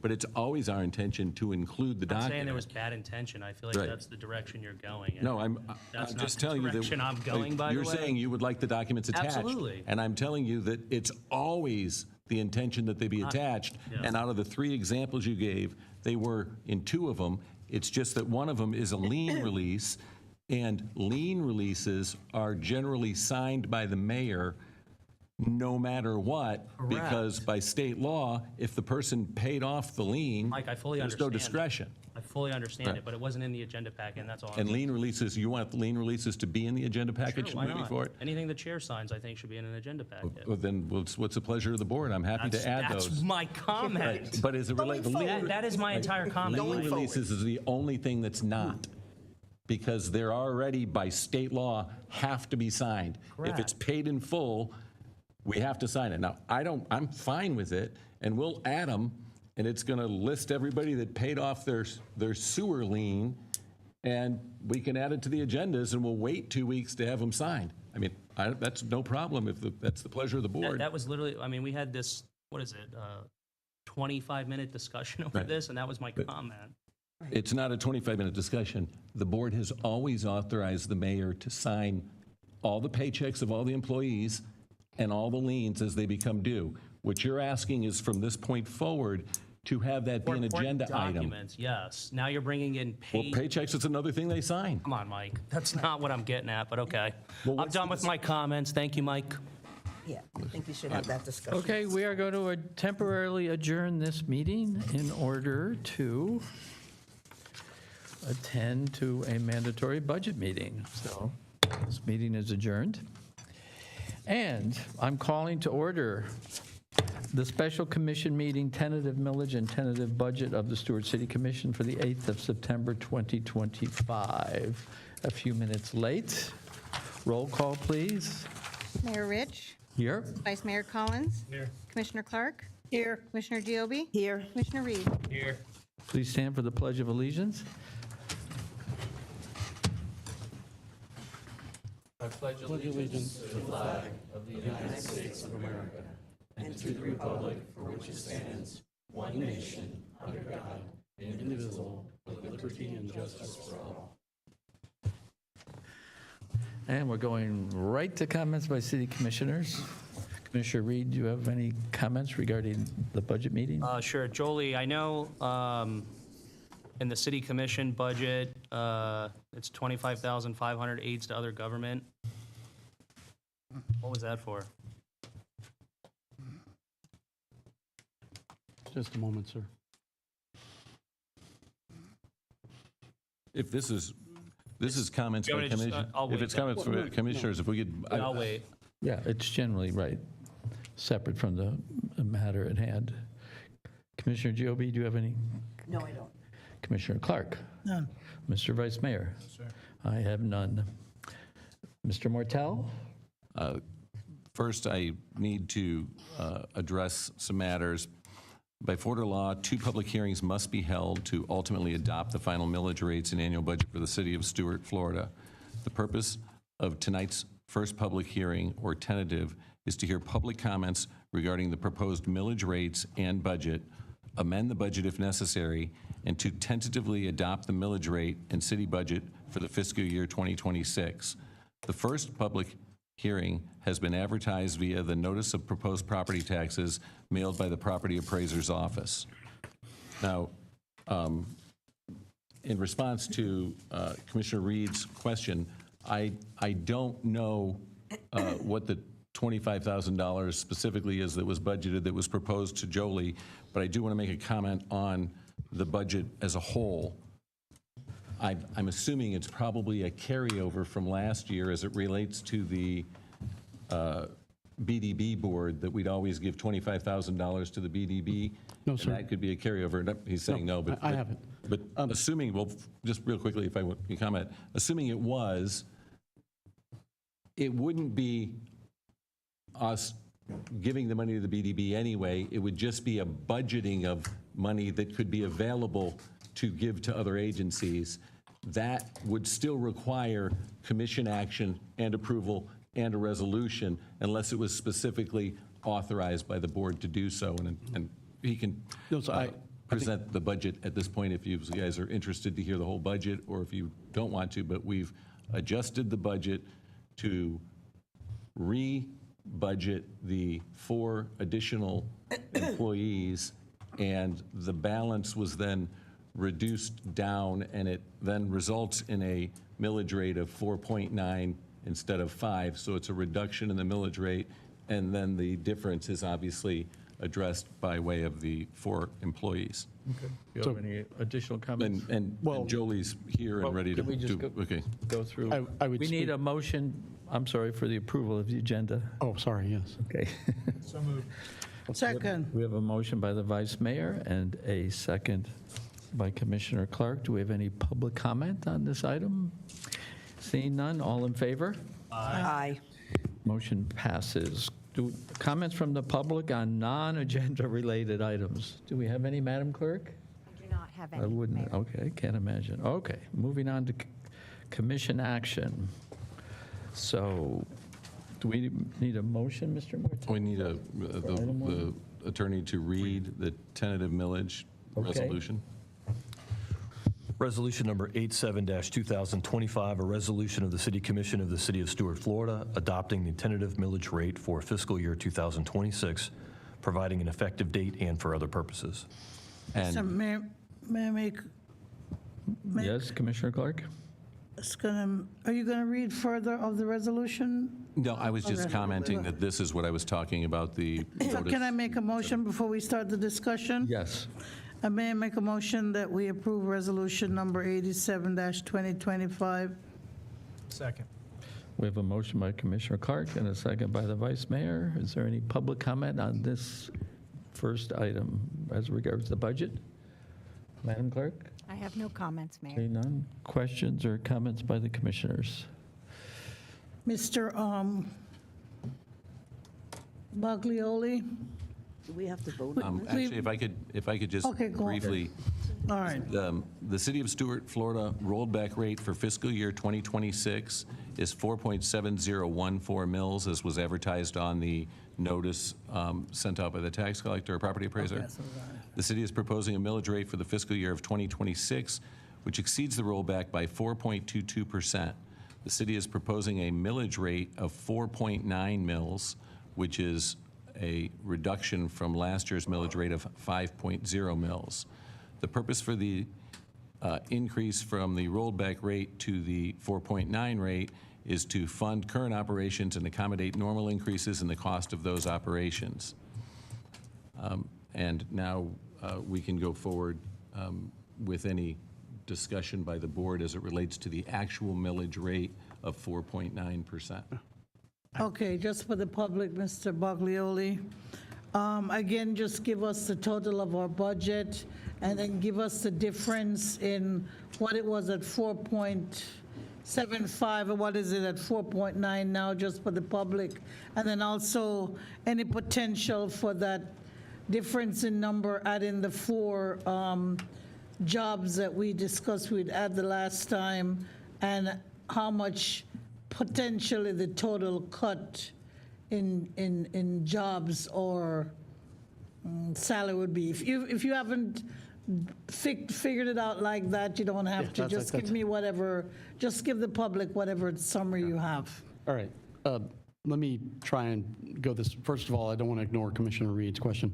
Sir, the city manager was absolutely correct in the statement that the budget is a budget. And even though it is a lot more zeros than at home, it is still a document that we adopt, which the city staff, unlike, and I say this every time, so I hope at some point it sticks, right? The repetition, it sticks. Unlike the federal government and those governments above us, we're required to adopt a balanced budget. We also cannot spend any money not appropriated by the city commission. So, and in all my time at the city, the mayor just participated in selecting our external auditors. Every year we are audited by outside CPA firms who look at our financial records, look at our books. And one of the tests is, has the city staff exceeded what was budgeted by the city commission? And we've never exceeded what was appropriated for us. Now, in past years where we had a hurricane, the commission adopted the budget. They amended the budget to give us more money because of the hurricane. But essentially, we are tied to the amount of the budget that you adopt. However, as we did this year, there are always budgeted items that we wind up not spending or whatever. Just because it's in the budget doesn't mean it's guaranteed to be spent. The commission can take action at any time to amend the budget or not release a payment. As you know, we took action to not give one of the items that was identified in the budget to one of those external governments. So your $25,000 question, I don't want to shoot from the hip if I don't have to. Sum it up, it's a budget, it's a balanced budget, and it's just a line item appropriating it, Yeah, but not actually spending it. Well, you haven't spent it yet. You're just giving me the authorization to cut the check should you not stop me, right? If you don't stop me from cutting it and I get an invoice for it, I'm going to cut the check for it. So that was an appropriation to Stuart Housing Authority, Florida Inland Navigational District, and the Shared Services Network with Martin County. That's what made up the $25,000 in that account that you asked for. So the itemized detail I provided to you separately. As I said before, we adopt a line item budget for the public, but those itemization details are available to you internally on the network. So here's how we got here. So at the last meeting, the city, and I'm hoping to answer your question as well, Commissioner Clark. So the city manager presented the balanced budget at 4.75 mils. And at that budget, we were at 47 million. So we had gone as high as 49 million during the budget process, and then we came down to 47 million by cutting the millage and making various adjustments to operating, capital, personnel, all those cuts that we discussed on the list of 1 through 4 cuts and adjustments to the budget. And then at the last budget, we said, okay, here we are budgeted and balanced. We'd like to add 4 firefighters. And what does the millage equal for that, Jolie? And I said 48733 was exactly the number. However, to Commissioner Giobbe's point, Commissioner Reed's point, I've really been put to task in this budget by the commission. One of those revenue projections I had made that the state had not released yet, they released between that meeting and this meeting, and it came in lower than what I had projected. So I had to reduce that revenue. So again, we had to re-budget, rebalance, all that stuff. And then, of course, they released the last number I needed on Friday, but the agenda item's already attached. So we'll come back to that one later. Right number? That one came in on mark, so I was okay on that one. But the one that came in lower, so I actually wound up having to we got so close to 4.9 mils, it was like 4.899, I just said 4.9 mils. So that's how I arrived at the 4.9 mils, and that is what has brought general fund in at the 47,934,180. How much lower was it? Do what, sir? How much lower The was it? funds coming in from Like the state. $23,000. Yeah, Oh, the number they gave me? Yes. Oh, like 300,000. It was lower because it was How much? 300,000. It was like communication service tax. I thought it was going to be at 1.4. It came in at like 1.2, and so I was like, okay, but, with all the change. So these are very small, but I'll upsize them. So this is the summary of all funds here. Let me get over here and make this bigger for everyone. So that's where the funds wound up being. This is just to show that the revenues and expenses, what we call appropriation in this budget. So to Commissioner Reed's point, the appropriation is an authorization to spend. The expense is when we actually cut the check. So we haven't actually cut it, but on the bean counter side, we always call it revenues and expenses. So this budget now is reflected at 4.9 mils, the 4 additional proposed tax bills. So everyone saw that and said, okay, the highest we can go is 5 mils, and here's what your bill would be at 5. Now we will advertise in the newspaper and on our website that we are actually proposing 4.9 mils, and then should that make it all the way through the September 22nd meeting, then that is the millage that will appear on everyone's final tax bill. It will be less than the 5 mils advertised on that proposed tax that went out from the property appraiser's office. Okay? Along with that, the city manager and I were discussing tonight's presentation. And so to get to this 47 million, we now have released out on, so I provided these reports that show where the revenues fell. And so you can see here, the tail of the tape, basically, we've been at 48. Oh, this is the older one. I'm sorry.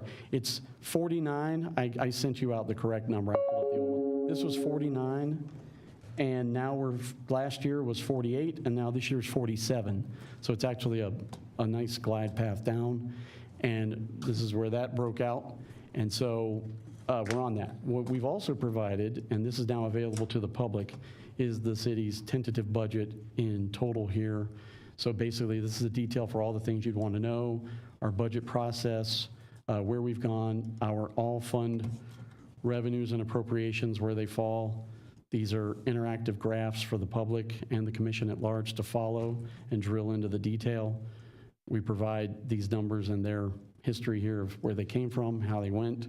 These are those by revenue account numbers that everyone's always interested in getting to, as well as the appropriations by category.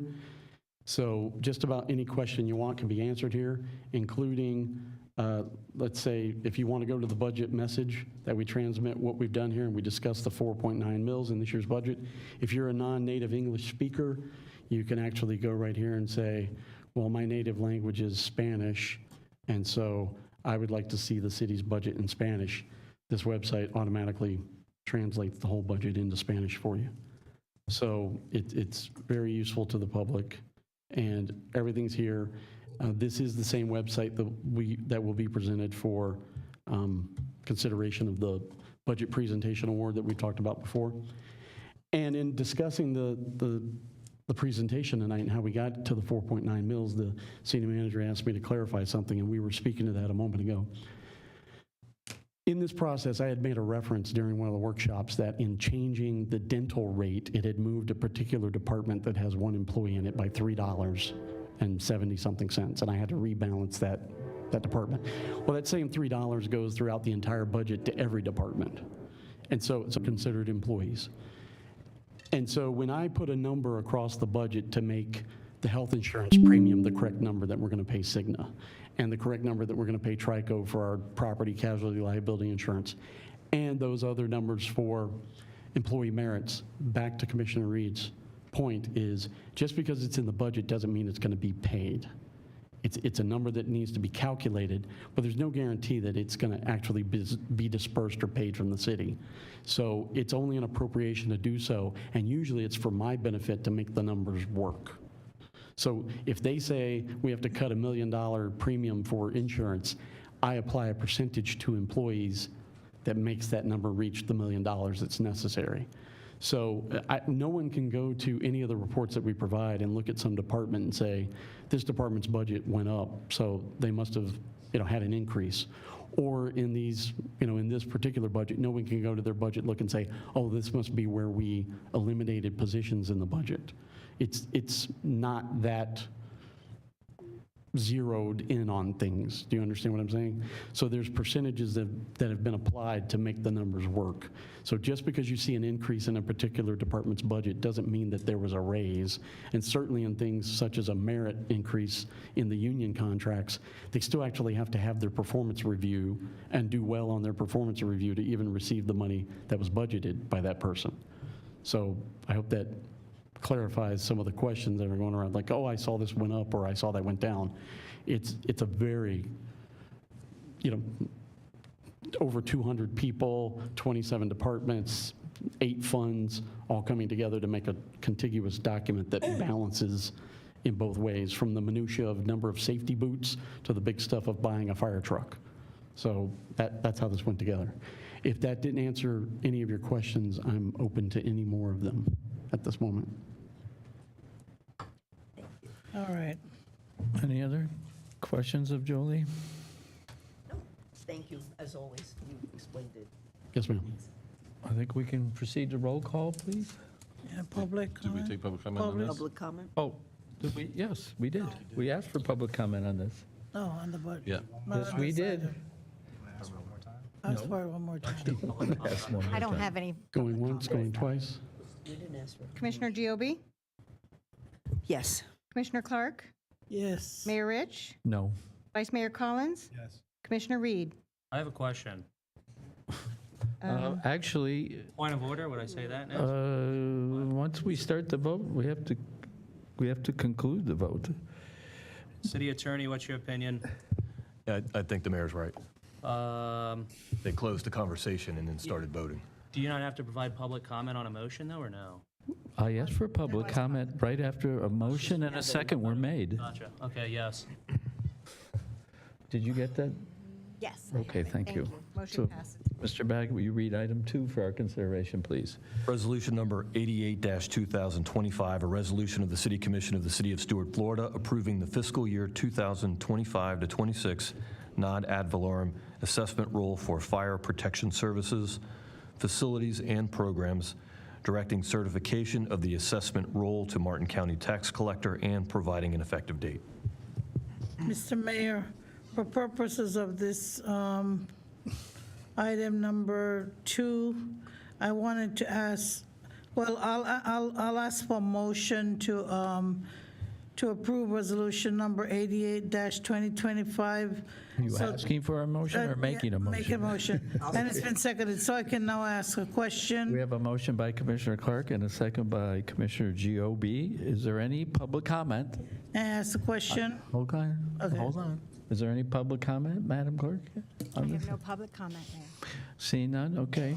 Questions or comments by the Okay, commissioners? for those who haven't read the agenda item or I was gonna see provide it, a brief history. I just want to, yeah, for that also, and in light of the comment that was made earlier, I just want to check with the city attorney and the city manager if they're comfortable if all the attachments were attached to this item. Would you like to You can ask this- respond to that question specifically, but first begin your explanation of the... I'm comfortable with the items that are attached, but you have to ask the city attorney. If I could add, this is actually right on the head, Commissioner Reed. There's a document attached to this that I need to sign that I can't sign until this meeting. You approve it at this meeting. So I will probably sign that document tomorrow when the city clerk gets it to me. So then I don't know when you would see the document that I've signed unless, does the signed version get attached? Directed towards the chair, not you, Jolie. Right. Yes. Oh, no, sir, I'm just saying, we actually have a point in I case get it. right here that I will wind up signing this document probably tomorrow. So then I don't know if you're saying like a document repository where my signed version would go. It So- would be in Laserfish under the resolution. Right, it would be in Laserfish that you have access to. that unless I come We to can City provide Hall. that to anyone who asks for it. Yeah, you can get that, Commissioner. I was told I have to come down to City Hall to get access to Laserfish. No, you To can get ask access for to it, it. to just look through it, you probably do, but You couldn't set up a VPN or anything, or? I don't know. Maybe that's an the problem IT with it is there's a lot of other records on Laserfish that include social security numbers of employees, addresses of police officers, and so if someone was just given open access to it, they could stumble into records that are confidential. Yeah, I'd imagine IT can limit that stuff for like HR. You don't know until you see the document.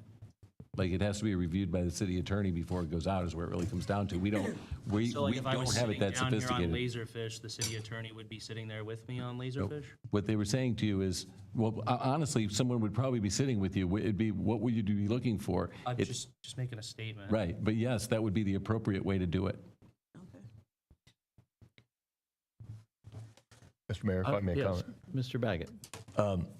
To go back what was mentioned before, a lot of times contracts are attached to the agenda in a proposed or not final form because we're required 10 days earlier to have it attached to the agenda. A lot of the resolutions will have either the mayor or the city manager signing the document subject to the approval and final approval of the city attorney. A lot of times I'm negotiating continuous terms and amendments to the agreement before it's finalized that I'm comfortable with certain language.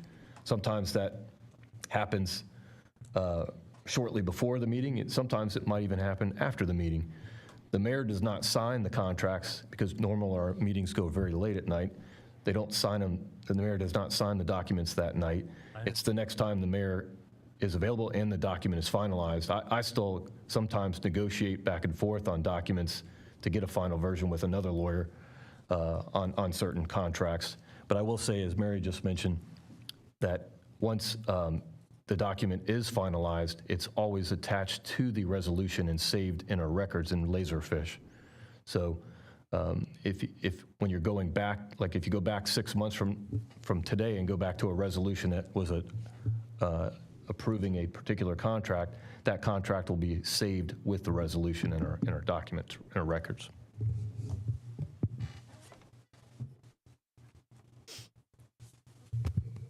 Okay. Going back into the number 2, it's called non-ad valorem assessment role. And in 2014, the city commission was in a budget cycle, and it was just after coming out of the recession, and there was some discussion about raising a millage rate, and it was to help offset the cost of public safety, because public safety obviously costs more than 100% of the ad valorem.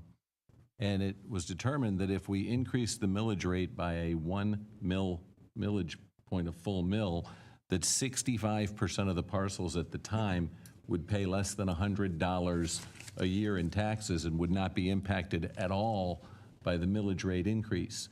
And since the millage rate increase was solely for the purposes of generating funds for fire safety or to offset those costs, we hired bond counsel, and they assisted us in issuing bonds to purchase some fire equipment, and in so doing, we were also able to adopt a fire assessment, and the fire assessment had a flat rate per parcel of, I think, $123 per property parcel, and then the way the balance of the assessment was set up is it was actually done what amounts to be 2 years in arrears.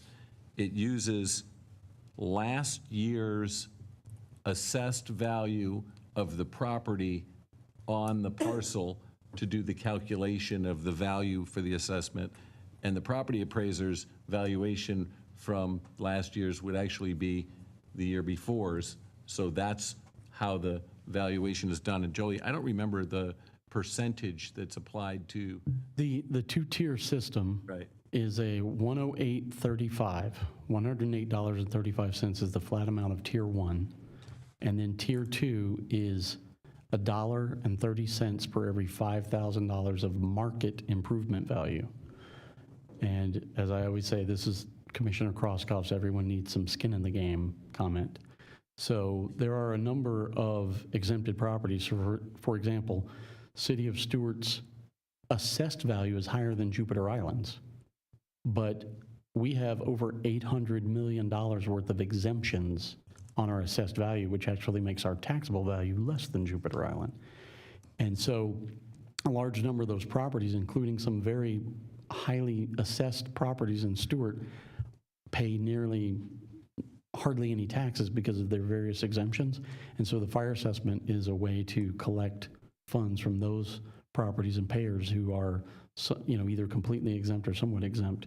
So you have to, and to the manager's point, to keep people from being able to challenge this year's assessment, it's actually based on what was your tax bill 2 years ago, essentially.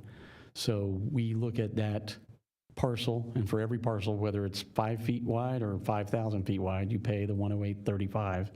And then on that market improvement value, which the property appraiser provides, you divide that by 5,000 and then multiply that by $1.30.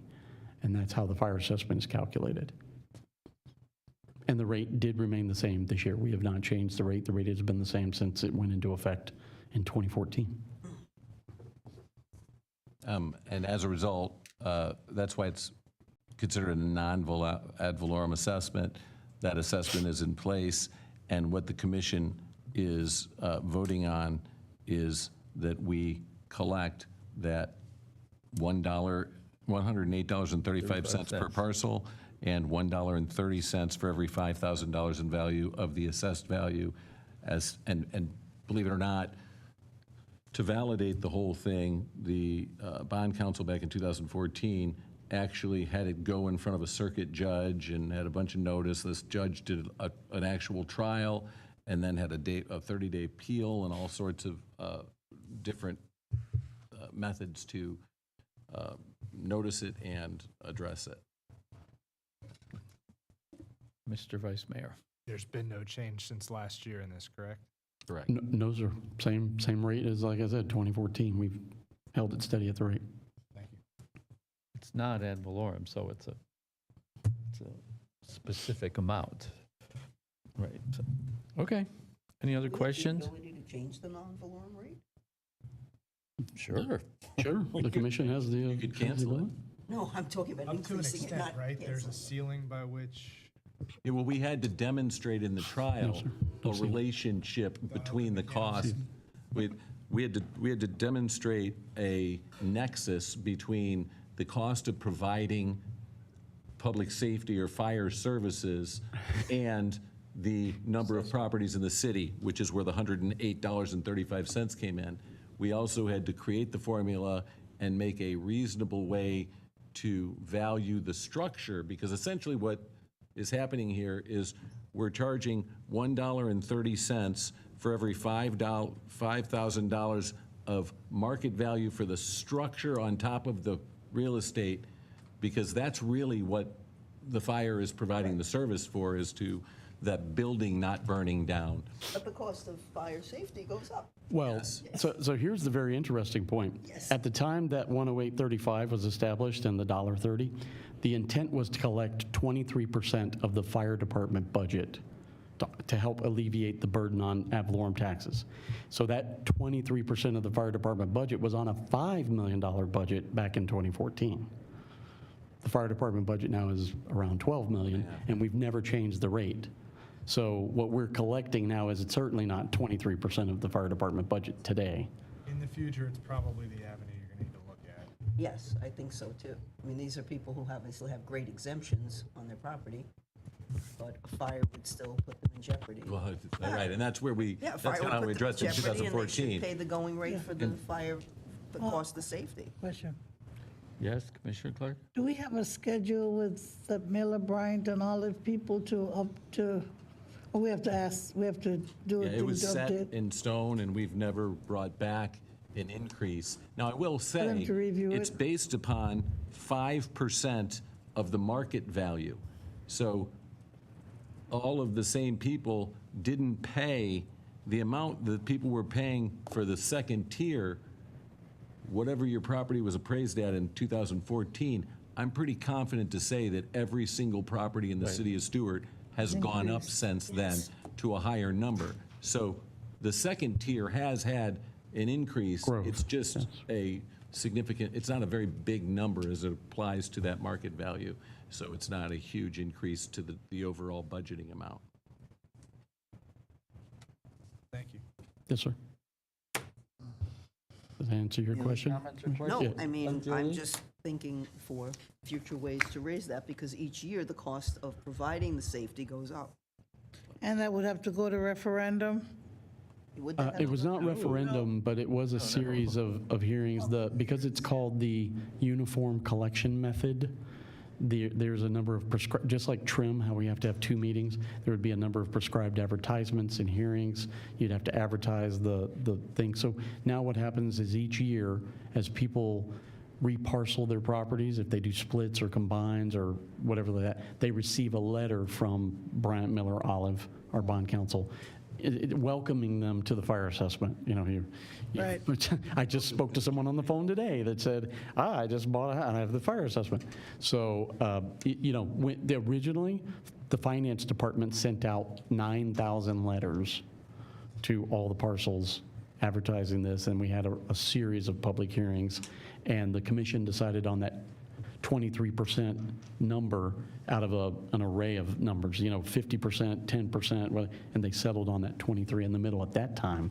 And yes, to the manager's point, Tier 1 hasn't changed, and even though Tier 2 hasn't changed because of property value increases, it does incrementally move up slowly each year. Commissioner Reed? Is there, Jolie, is there any way, because we're talking about it now, for people that utilize the fire rescue services or police, I guess, I pay property taxes and I probably won't really utilize the services. So if we, went across the board to all city residents, it's almost like, yes, I'm paying for it. I look at it as being punished though, but how can you go after people that utilize services more than others? So as it relates to the fire service, the fire department is not actually charged for picking you up. It's a charge for them being available. The one iOS or ISO rating and the insurability isn't based upon the fact that they actually picked you up. It's based upon the fact that they're available too in the event lightning strikes your house and sets it on fire. They can come spray it with hose. It's kind of like car insurance. We pay it hoping not to have a claim. If you're unlucky enough to be a household without a fire hydrant or a fire service line near your property, you almost can't get homeowners insurance. So the fact that if you have that fire insurance, that fire line and a hydrant close enough to your house to be reached, our ISO 1 rating actually reduces most homeowners' property insurance. because most of the insurance companies participate in that ISO rating. So there was a government, and I apologize, I can't name the city, but they started doing a pay for fire service. And what happened was people who didn't pay, they didn't answer their fire call. But the fire department had to go watch it anyway to keep the collateral damage down because their neighbors had paid the fire assessment. They're still there, basically. Yeah, the fire was still rolling out. Like, even if it wasn't for a fire, what if it's for just, I guess, any services? Like some Our assisted living facilities pay a disproportionately low amount of fire based upon the disproportionately high number of calls that go to them. You can't go after something like Well, that. and can I you, or- honestly, we've never gone down that path, but Vince and I have talked about it this year a couple of times, I would just imagine because of that. It's call not equitable. 911 more than I probably will in my lifetime, Well, also, You got that yeah, right. yeah. maybe even in a year. Well, Commissioner Reed, also to your point, the industry standard, Bryant Miller Olive, our bond counsel, did an excellent job of pulling together a lot of resources and data, kind of like impact fee calculations. And like police, they couldn't prove that police provided an implied benefit and a value across the board, right? So police really, they couldn't prove that just having police in the neighborhood made everything better, but they could prove that having fire service and fire response had an implied value to everyone. So that's why we didn't start doing like a police assessment and a street sweeping assessment and everything. So fire is the only one that they could really apply that logic to. And I was just thinking, like, strategically, because like if some property owners only pay fire 1 and fire 2, if you went across the board, that means it's coming towards people that already pay an astronomical amount of property taxes, and some people, if they don't have it, it's like, where's the fairness, I guess you could say? Yeah, but the Like, we all, It's not fair. correct, it's not fair, that's It's what I'm not fair. getting at. It- It's like, well, we all live in a community, why are, you know, Well, it's not fair, but unfortunately, and not to be a message or a statement of any type, the person who probably owns the multi-million-dollar mansion that has fire suppression systems and gate, with cameras, they're never calling the police, they're never calling the fire, but they pay enough in property taxes to cover the people who are all exempt Yeah. and don't pay. So that kind of distribution of tax payment already takes place, as we've seen in those. So the higher valued properties are already subsidizing the lower valued properties that don't contribute as much in taxes, even though they still call for the same service. yeah. So we kind of rely on them to cover the gap, so to speak. Commissioner And Clark? yes, in lieu of doing a millage increase that wouldn't make them pay any more, we came up with the fire assessment. Yeah, no, I understand. Yes, sir. I was going to ask our city manager, if from our discussion today, would it be worth it either before the year ends or in the new year, before we start another budget meetings and stuff, if Bryant Miller and Olive could come and talk to us about some of these standards and these ways of, I can ask them to do that. It would be very unlikely that you'd be in a position to increase the fire assessment in the same year that you decreased the ad valorem. yes, But yes. I'm happy to schedule a meeting for them to come sometime next spring. I mean, I can have them come in November, but I don't know if it matters because it's going to be so far away from when the budget cycle is. Right. It's probably be better to have them come in like April or May I'd like to so see that them it's in the tied. spring. Yeah.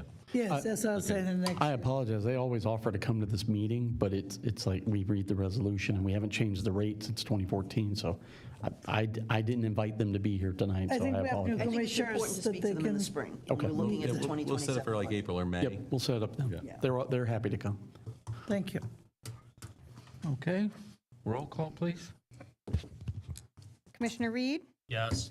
Commissioner Clark, Yes. Vice Mayor Collins, Yes. Mayor Rich, Yes. Commissioner Giobi. Yes. Mr. Baggett, could you read item number 3 for our consideration, please? Resolution number 89-2025, a resolution of the City Commission of the City of Stuart, Florida, adopting the tentative budgets of the City of Stuart, Florida for fiscal year beginning October 1st, 2025 and ending September 30th, 2026, providing an effective date and for other purposes. And the way this plays out is, number one was the commission adopting the tentative millage rate. It wasn't the budget, it was actually just the millage rate of 4.9. The word tentative is because we have to have a final budget hearing, which is going to be September 22nd. In a minute, I'm going to read that. The number 2 was the City Commission adopting the non-ad valorem assessment rule for the fire services. And now, item number 3 is the commission adopting the tentative budget that Jolie has up on the screen that followed the direction of the board and used the 4.9 millage rate instead of the 4.75 at the last workshop, and included the adding of the 4 employees. And obviously, as he pointed out, he had received 2 sets of numbers from the state since then. One of them was Friday, so it was too late to make it to the agenda item, but it did make it in here because he can update those numbers. And the other one was in time. Mr. Mayor? I'd like to make a resolution to adopt resolution number 89, 2025. We have a motion by Commissioner Giobbe, Second. and I'll give it to the Vice Mayor, a second by the Vice Mayor. Is there any public comment on this final budget item? Madam Clerk? If I could just say in closing Sorry, I'm comments. just, I could, Okay, we I take have the no vote. public comment. I'm okay, all right, Mr. Martell. The final public hearing to adopt the fiscal year 2026 millage rate and the final budget is scheduled for Monday, September 22nd, 2025 at 5:15 PM here at City Hall. The address is 121 Southwest Flagler Avenue, Stuart, Florida. Okay, comments or questions by We the? got a vote. What? Didn't you? Roll call? Roll call. I know, they don't. Okay, we'll go right to roll call, that's fine. That's what you told me. Yeah. Commissioner Clark? Yes. Vice Mayor Collins? Yes. Commissioner Giobbe? Yes. Commissioner Reed? Yes. Mayor Rich? Yes. This same information that the manager is required to read that because the state of Florida gets our minutes and all that. This same information will appear in the paper, and we shouldn't have any changes between the 22nd. And now we can adjourn the special meeting. So, seeing no other items for our consideration, we will adjourn this special budget meeting. We will reconvene the regular commission meeting at 6:15. Mike, that's on a Right? Wednesday? Got it? Sorry. Madam Clerk?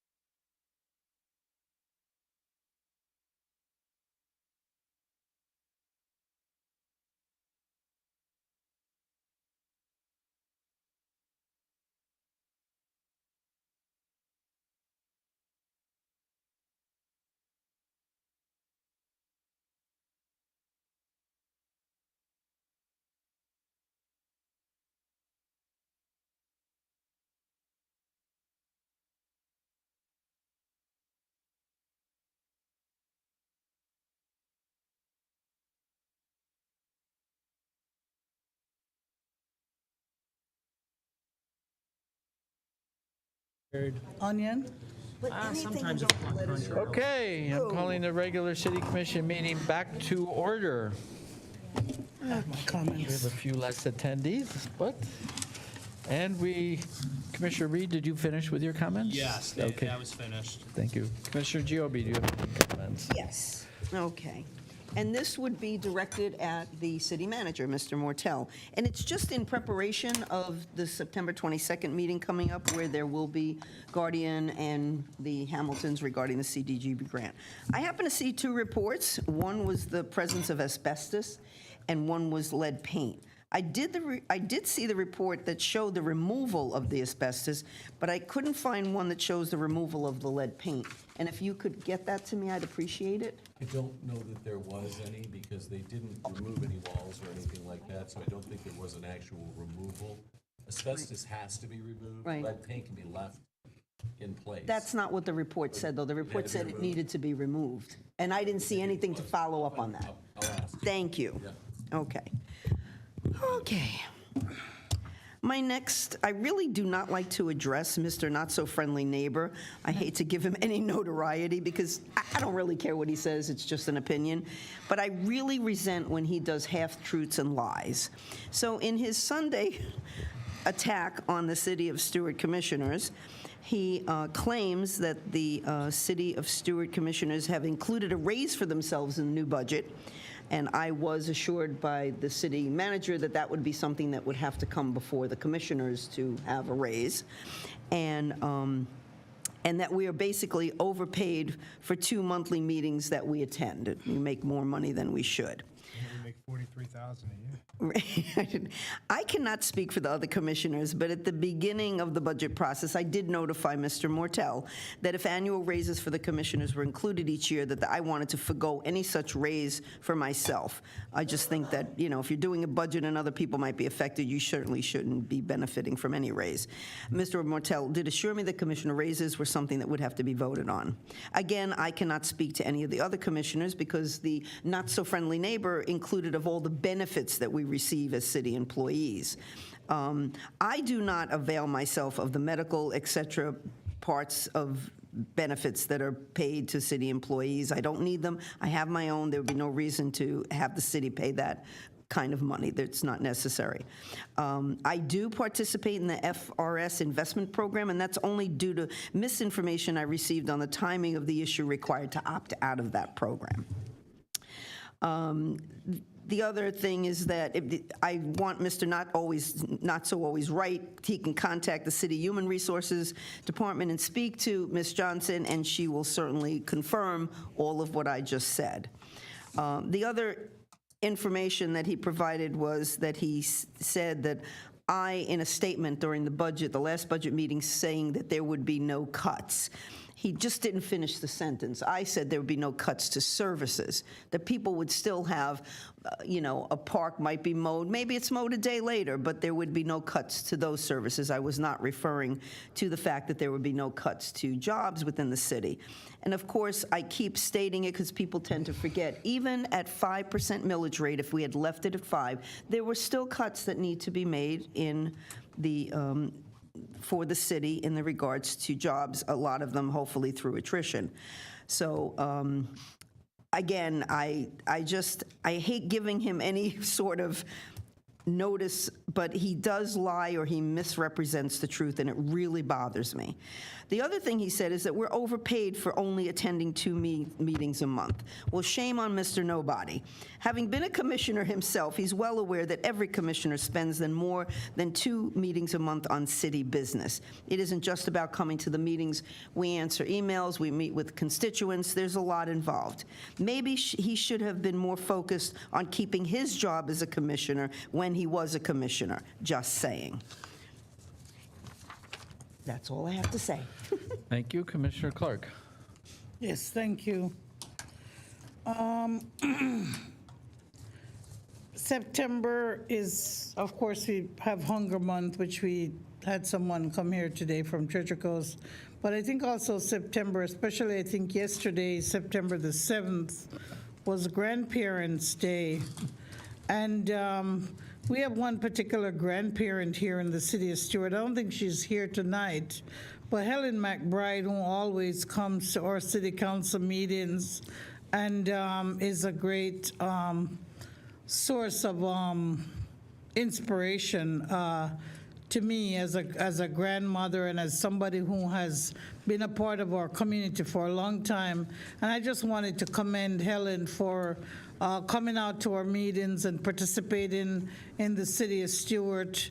And if we're ever going to give a grandparent award, it would be Helen McBride for all her time coming here to the city of Stuart. So thank you, Helen.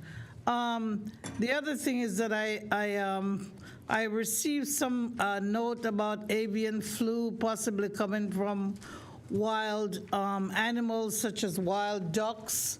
But I want to bring that up with the city manager some more and find out about what happens in our parks or in locations along our waterways, and just try to see if there's something that we can consider and look at if anything is needed to deal with those animals or feeding them, or what impact it may have. I don't know if it's something that Fish and Wildlife looks into or something that our city manager could look into, but I'll talk to him about it. But I just want to say that I received that note from one of our residents in the city. When we had our meeting earlier on at the very beginning, I think our fire chief, I'm always mixing him up with the police chief, our fire chief Felicioni mentioned that there will be a walk at, is it 9 or 8:15? 9 o'clock? 8:15. 8:15, that's what I thought, 8 o'clock. 8 o'clock at the Roosevelt Bridge on September 11th with our first responders participating and for the community to come out and participate. So I'd like to encourage people to do that. And then something which I started, I don't know, I'm just going to say 6 or 7 years ago, but it could be more than that, for our Constitution Day reading of the Constitution within the city of Stuart.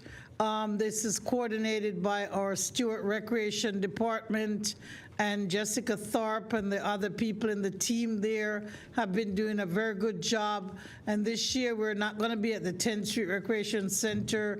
We're going to be at the at the Armstrong, the Blake Library, the Armstrong Room in the Blake Library, and that's going to be at 3 p.m. on September 17th.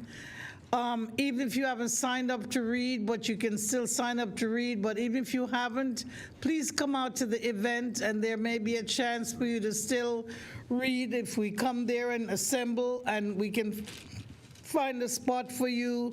But please come out as a member of the public, as an organization, church, social, civic group, whatever it is that you belong to. Please come out and participate as we read the entire Constitution. And we usually have special areas for people to read, especially our city attorney, Mortel.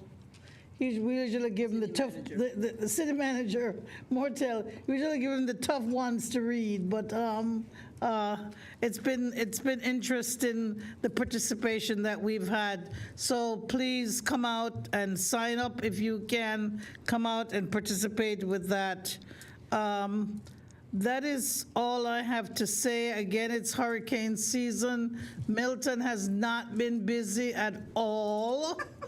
But we'll get busy. We'll get busy. Well, hurricane-wise, he's extremely busy doing other things. He's hanging out, man. Yeah, he's busy doing other things. Somehow you made it through them cuts, man. But it's hurricane season. As hurricane season comes and we have all the flooding and all the extra stuff, and I just know that we're looking forward to making sure that everything goes well. If we ever have to deal with a hurricane situation, I just want to beforehand commend that department, our Public Works Department, for always working hard in our city to do the best to make sure that debris is cleaned up and things are done well.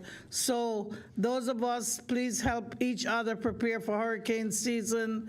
And if you ever have any questions about things in your backyard or on your people have asked me this because we gave up those alleyways and throughways, and the city doesn't necessarily come by there and cut down big trees or even FPL. But if you have those issues, please come out, ask Milton, Public Works Department, he'll give you help, or he'll give you the information for FPL or anybody else who can help you, because sometimes those are the things that affect our system when we have burnouts during the thing is because of a tree that has gotten to the line. So please prepare for hurricane season. Thank you. Mr. Vice Mayor. Yes. So with regard to Haney Creek, I just wanted to bring that back up. We discussed previously that parcel going into conservation and the process with referendum. But in a previous, when Commissioner Reed was not here, in a previous meeting, we had demonstrated in the agenda packet the plans from Tim Volkers that were in there that showed off of Baker Road trailheading versus what would be a more expensive and technical approach, bringing in fill dirt and various things on US 1. So what I wanted to request is revisiting trailheading Haney Creek, not off of US 1, but diving into a little more depth off of Baker, and because it would be far less expensive, and it's a separate issue from the referendum and conservation, but it's something that we've prioritized with the half-cent sales tax money, and actually go ahead and moving forward with that money. So I'd like to discuss that on a future agenda. Okay. And then, just for clarification, Commissioner Clark, are you sort of hinting at exterminating these ducks? Just don't feed them and don't go near them. So we're worried about the ducks? No, I just know that the neighborhood where this was occurring, somebody called me and asked me about the potential for avian flu and Like a other rabid duck? things. Yeah, so I don't know if it's Fish and Wildlife or if it's, I don't know. It is Fish and Wildlife. Okay. Yeah, so maybe they could call Fish and Wildlife then. We should send Milton in. Get him Cavalry. Since he's not doing anything. No, it's not, I didn't say that. It's just that, We have a no, we're suit, talking about some hurricane kind of like wise. suit we could send you in with? Okay. Okay. Sorry, I'm done. Does that Not that you conclude? work hard. Is it like the That robotic concludes my bunnies or something? Does that, okay, I have no comments. Mr. Martell, do you have any comments? I do. First, I want to announce Ben Hogarth, who's been with the city in community services, accepted a job in Sunny Isles, Florida. And this is likely going to be Ben's last city commission meeting that he'll be officially employed. I think he's going to leave just prior to the September 22nd meeting. I miss you, Ben. He will still stay in touch with us and just, help assist with any river things that he can. It's funny because we were talking about the budget tonight, and the city of Stuart is 6.5 square miles, and its assessed value is $3.4 billion. And when Ben was telling me he was going to Sunny Isles, I, out of curiosity, pulled it up on the screen. Sunny Isles is 1.7 square miles, so roughly a third of the size of Stuart, and $17.7 billion assessment, so roughly 5 times the value, which gives you the disparities. And when we talk about millage rates and what's generated by it, 5 mills at a $3.4 billion valuation, and then when you take the $3.4 billion valuation and say 60% of the parcels are exempt from the assessment, and then you take somewhere like Sunny Isles that 90% of the homes are vacation condos assessed at multi-million dollars, and their millage rate is 1.8 mils, but it generates $34 million a year in ad valorem taxes. and our 4.9 mils generates roughly 15 to 17, depending if the CRA is involved or not, but half of the value, which is crazy. But this is really about Ben. So unfortunate to see him going. He's going to be going to Thank you, somewhere really Ben. nice. Most of those are second homes, so they're not. Yeah, so they're not homesteaded either. So, right, and so that makes a big difference as well. And the agenda tonight, agenda item number 4, or presentation number 4, the city partnered with the Treasure Coast Food Bank, and we will be serving as the reception agency, I guess, for lack of a better description, where people can drop off food for those donations from September 8th until October 17th. The locations will be the City Hall Annex, Customer Service Department, and Public Safety Building on Martin Luther King Boulevard. I also wanted to mention that our regular CRB, or Community Redevelopment Board meeting, is being held on September 15th rather than September 2nd. And the subject of that will be the Seacoast Bank Building. However, the agenda for the City Commission will already have been published and go out to the city commissioners on the Friday before the CRB meeting. So Friday, Saturday, Sunday, Monday, Tuesday, Wednesday. The agenda will be out for 6 days before the meeting actually occurs. Why wouldn't we move that item to the appropriate? Well, it's because it was all scheduled and noticed. I will be giving you the whatever comments or whatever comes from the CRB meeting. I will email them to you as responses. I'm just telling you that the CRB comments are not going to be in the agenda because the agenda's on September 15th, and normally the meeting would have been on September 2nd, and it would have aligned, but because it's on the 15th, it's not going to align, but I will be providing the updates or whatever recommendations. But It when, just seems like a little bit of a, you look as a board for that information from your advisory board on the particular topic so that you can have that time to talk to people and marinate, and for it to be not very many days later, that doesn't give this board a lot of time to really dig in and consider what that board discussed. Is it possible to move that to the next commission meeting to make sure that we have that time? I mean, the applicant was informed of these dates and has advertised the dates, and I mean, I can ask them. Is there a legal issue, Lee, if we did that? One of the problems I see is, as Mr. Mortel said, it's already been advertised. So, I mean, there'd be a cost, and to get another advertisement out, I mean, people might show up expecting that item.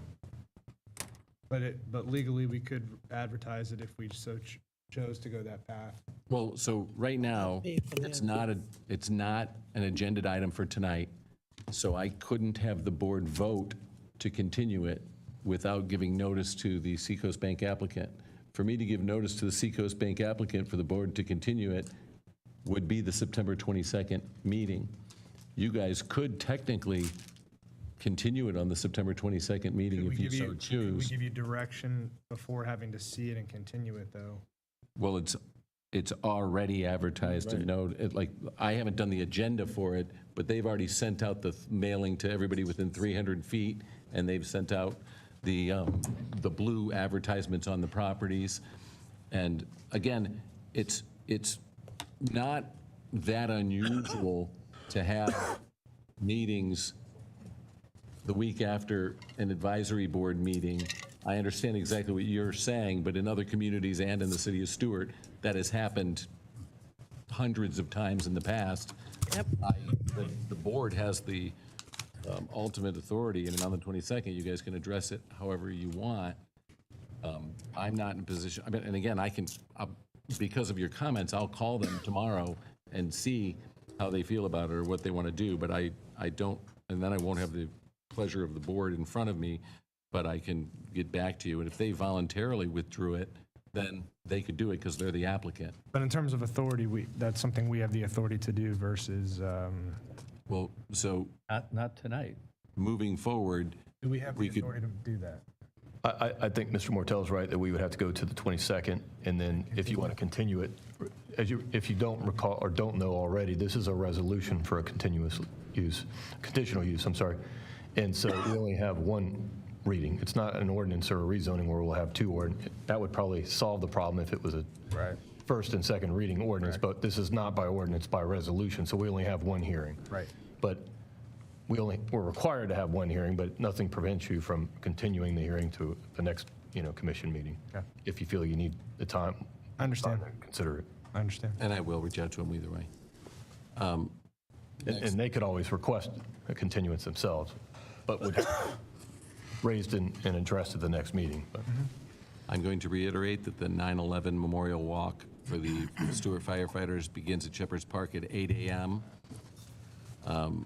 And then also tomorrow night from 4:30 to 6:30 p.m., there will be a forum hosted by the Martin County Taxpayers Association, and Representative Toby Overdorf will be present to discuss the ad valorem taxes and any proposals for the committees for the modification for the ad valorem taxes. That will take place at J. Michael's Tavern and Grill, which is in the same plaza as PA Barbecue on the north side of the Roosevelt Bridge. The address is 715 Northwest Federal Highway, Stuart, Florida. September 18th, Constitution reading at Blake Library at 3 p.m. And then Commissioner Giobbe mentioned it, but I was also going to ask for direction on the Hamilton matter. The Hamiltons did not respond back to staff. I learned on Friday that they had emailed the commission on September 2nd and September 4th. They also did not respond to Florida Commerce. Florida Commerce sent an email on Friday giving them till today to respond. They didn't respond as of 5 o'clock today, so I didn't know if the commission wanted me to move forward with the presentation on the 22nd or wanted me to postpone it until such time as we hear from the Hamiltons. It's your call. Commissioner Reed, did you have a chance to talk to them? I see they responded on the 6th to all of us as well. Mike, you were in that email. Yeah. I haven't gotten to that yet. And I was going to address your comment, Vice Mayor Collins, as far as development. If you wanted my opinion on how to address that, that would be in the land development code for like application purposes. Like if it comes in front of an advisory board for conditional usage or zoning or whatnot, you could probably, and Mike or Lee might be able to correct us, but you could always add language that it had to be a certain time frame in between coming in front of an advisory board before it comes in front of the city commission, and that would solve that. Yeah, we could put that, we could amend the code, but we can't do it before the 22nd. Correct, you can't do it right now, but to fix it for the future, then yeah, because like I agree, sometimes it is very time constrained to talk to the community or whatnot. I mean, I personally posted it on my government Facebook page and disabled comments and let people, send in the comments basically. But yeah, that's my suggestion for the land development code to fix that. Thank you, Commissioner Reed. So, Mr. I think Martello, you're asking, So the Hamiltons, he's asking, I found they're not communicating with staff. I really don't know where that leaves us. I certainly wouldn't want to have that. Mayor Rich, you're in the email. I wouldn't want those people to appear before us without them speaking with staff in detail prior. Yeah. Sean, was there an issue with the 22nd? Because that's what we talked about last time. They didn't really see it, and as far as Florida Commerce, I mean, they didn't even respond to my last 2 emails, by the way, so they don't respond to me. We need to get resolution on it, though. So Yeah, I mean, I have no problem if it comes in front of the board on the 22nd. well, I just don't want, I don't Guardian's prepared to move forward. The city of Stuart will put on the whole show. I just don't want the Hamiltons to feel like we did something behind their back or without their involvement, because the agenda's due tomorrow. Correct. They did respond, though, to your email. Yes. And I'm looking at it, but there's nowhere in the response does it mention the scope of services and whether they agree on it. I mean, the whole We point discussed is last time postponing it till the 22nd, taking it off of tonight's meeting and putting it to the 22nd. Right. And so that you don't run out of time. It's on the 22nd. I just wanted to make sure from the board. Unless you think there's an issue, Commissioner Reed, because you were. No, I mean, that also does bring up, though, I know there's been 2 extensions. What stops us from even applying for a 3rd extension with Florida Commerce? Nothing. They did send an email, They did, I saw and it Florida kind of Commerce. inferred that we need a pretty good reason to extend. I mean, Yeah. that was my, Well, I did a public record request to find out why the 1st extension was done and the 2nd extension was done, so I'm waiting for that One as of them well. was due to the hurricanes, and essentially, it was not a change in any scope of services or in any money. It was just to complete the projects and to get the projects done in time. Yeah. In this one, if we applied to Florida Commerce for an extension, they'd say, well, what do you need it for? And we'd say, well, because the Hamiltons haven't responded to our request for a scope of services in 3 months. Well, I know I'm still waiting on the public record, so that'll probably come through soon. It was submitted, completed August 29th.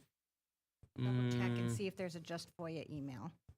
Maybe. Resend it. What was Unless I didn't completed get it. August His 9th? response, or the city's response to his public records request. Okay. August 29th? Let's see. 29. We'll forward it again. Yeah, I have no email on the 29th for it.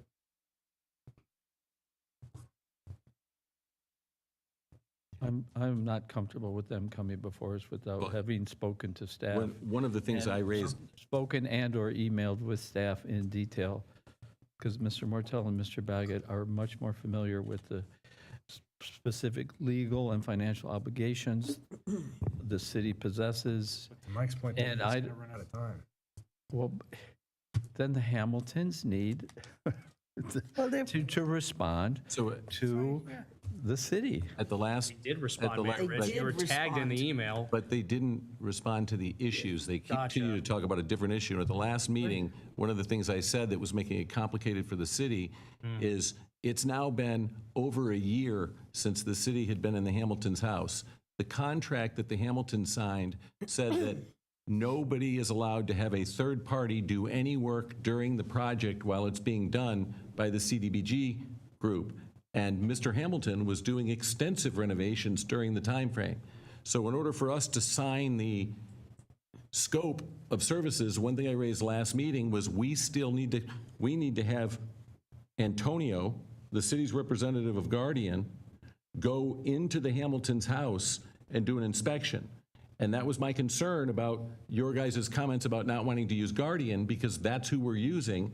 And in the email he sent on Saturday, Mr. Hamilton said, Mr. Mortel, as you know, the CDBG program requires a mandatory or follow-up site inspection prior to bid submission. The CDBG document signed by Patriot states, please see attached, the bid estimates must be based on work write-up provided by the city. Contractor shall take before pictures and document working conditions in all areas, et cetera, in the immediate area of construction. We totally agree. So you got in between now and the 22nd to But get he won't Antonio in there. respond to us when we try to coordinate it and meet with him. And I'd like to go there months ago. Antonio has. Not allowed to go in his house. Yeah, but knowing we have hired to an schedule engineer it. too.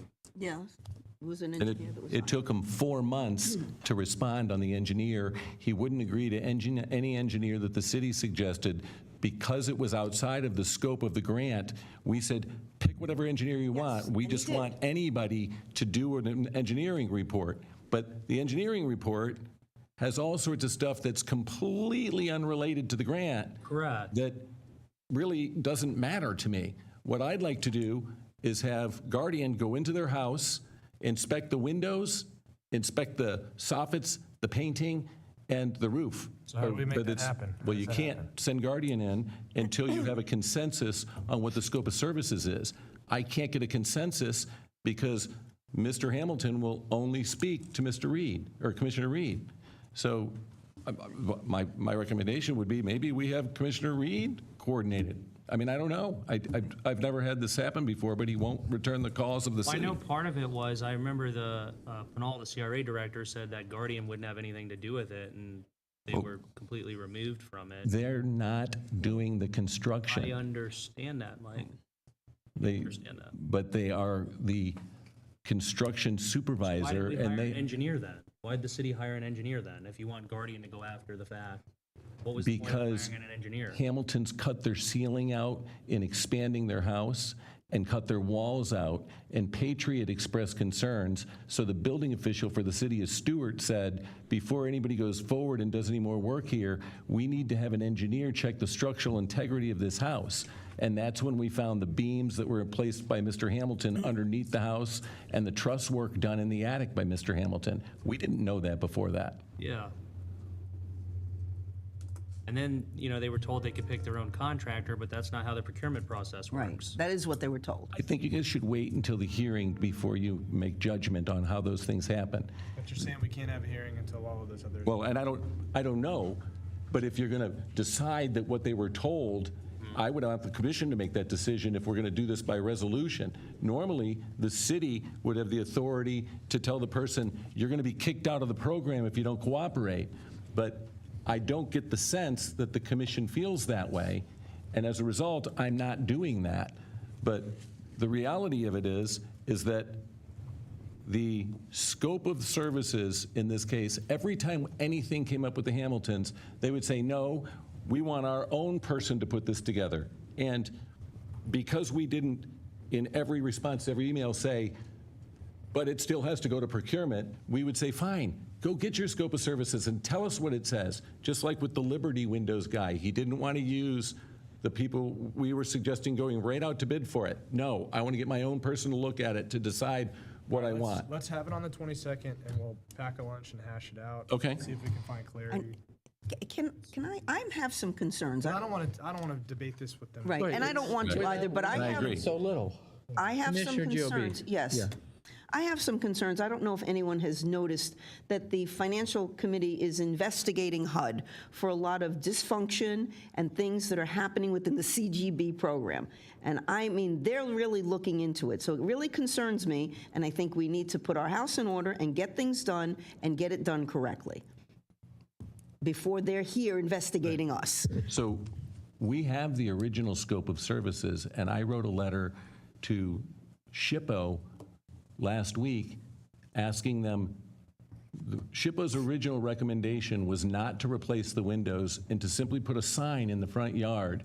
But because the Hamiltons had been to several meetings and the Florida Commerce was saying, well, we can pay for the windows to be replaced, I said, I'm not stepping in front of that. I don't care if those windows get replaced, but he wants strict adherence to all of these terms and all the contracts. I think we should stick with that, and I've asked SHPO to reevaluate it. We didn't know that all the walls, 4 of the windows, and 66% of the house wasn't historic, and as a result, I'm confident that SHPO is going to respond back and say, these windows will be fine if that's the path you want to go. So we could literally just go back in, finish the trimmer on the windows, and meet the first scope of services.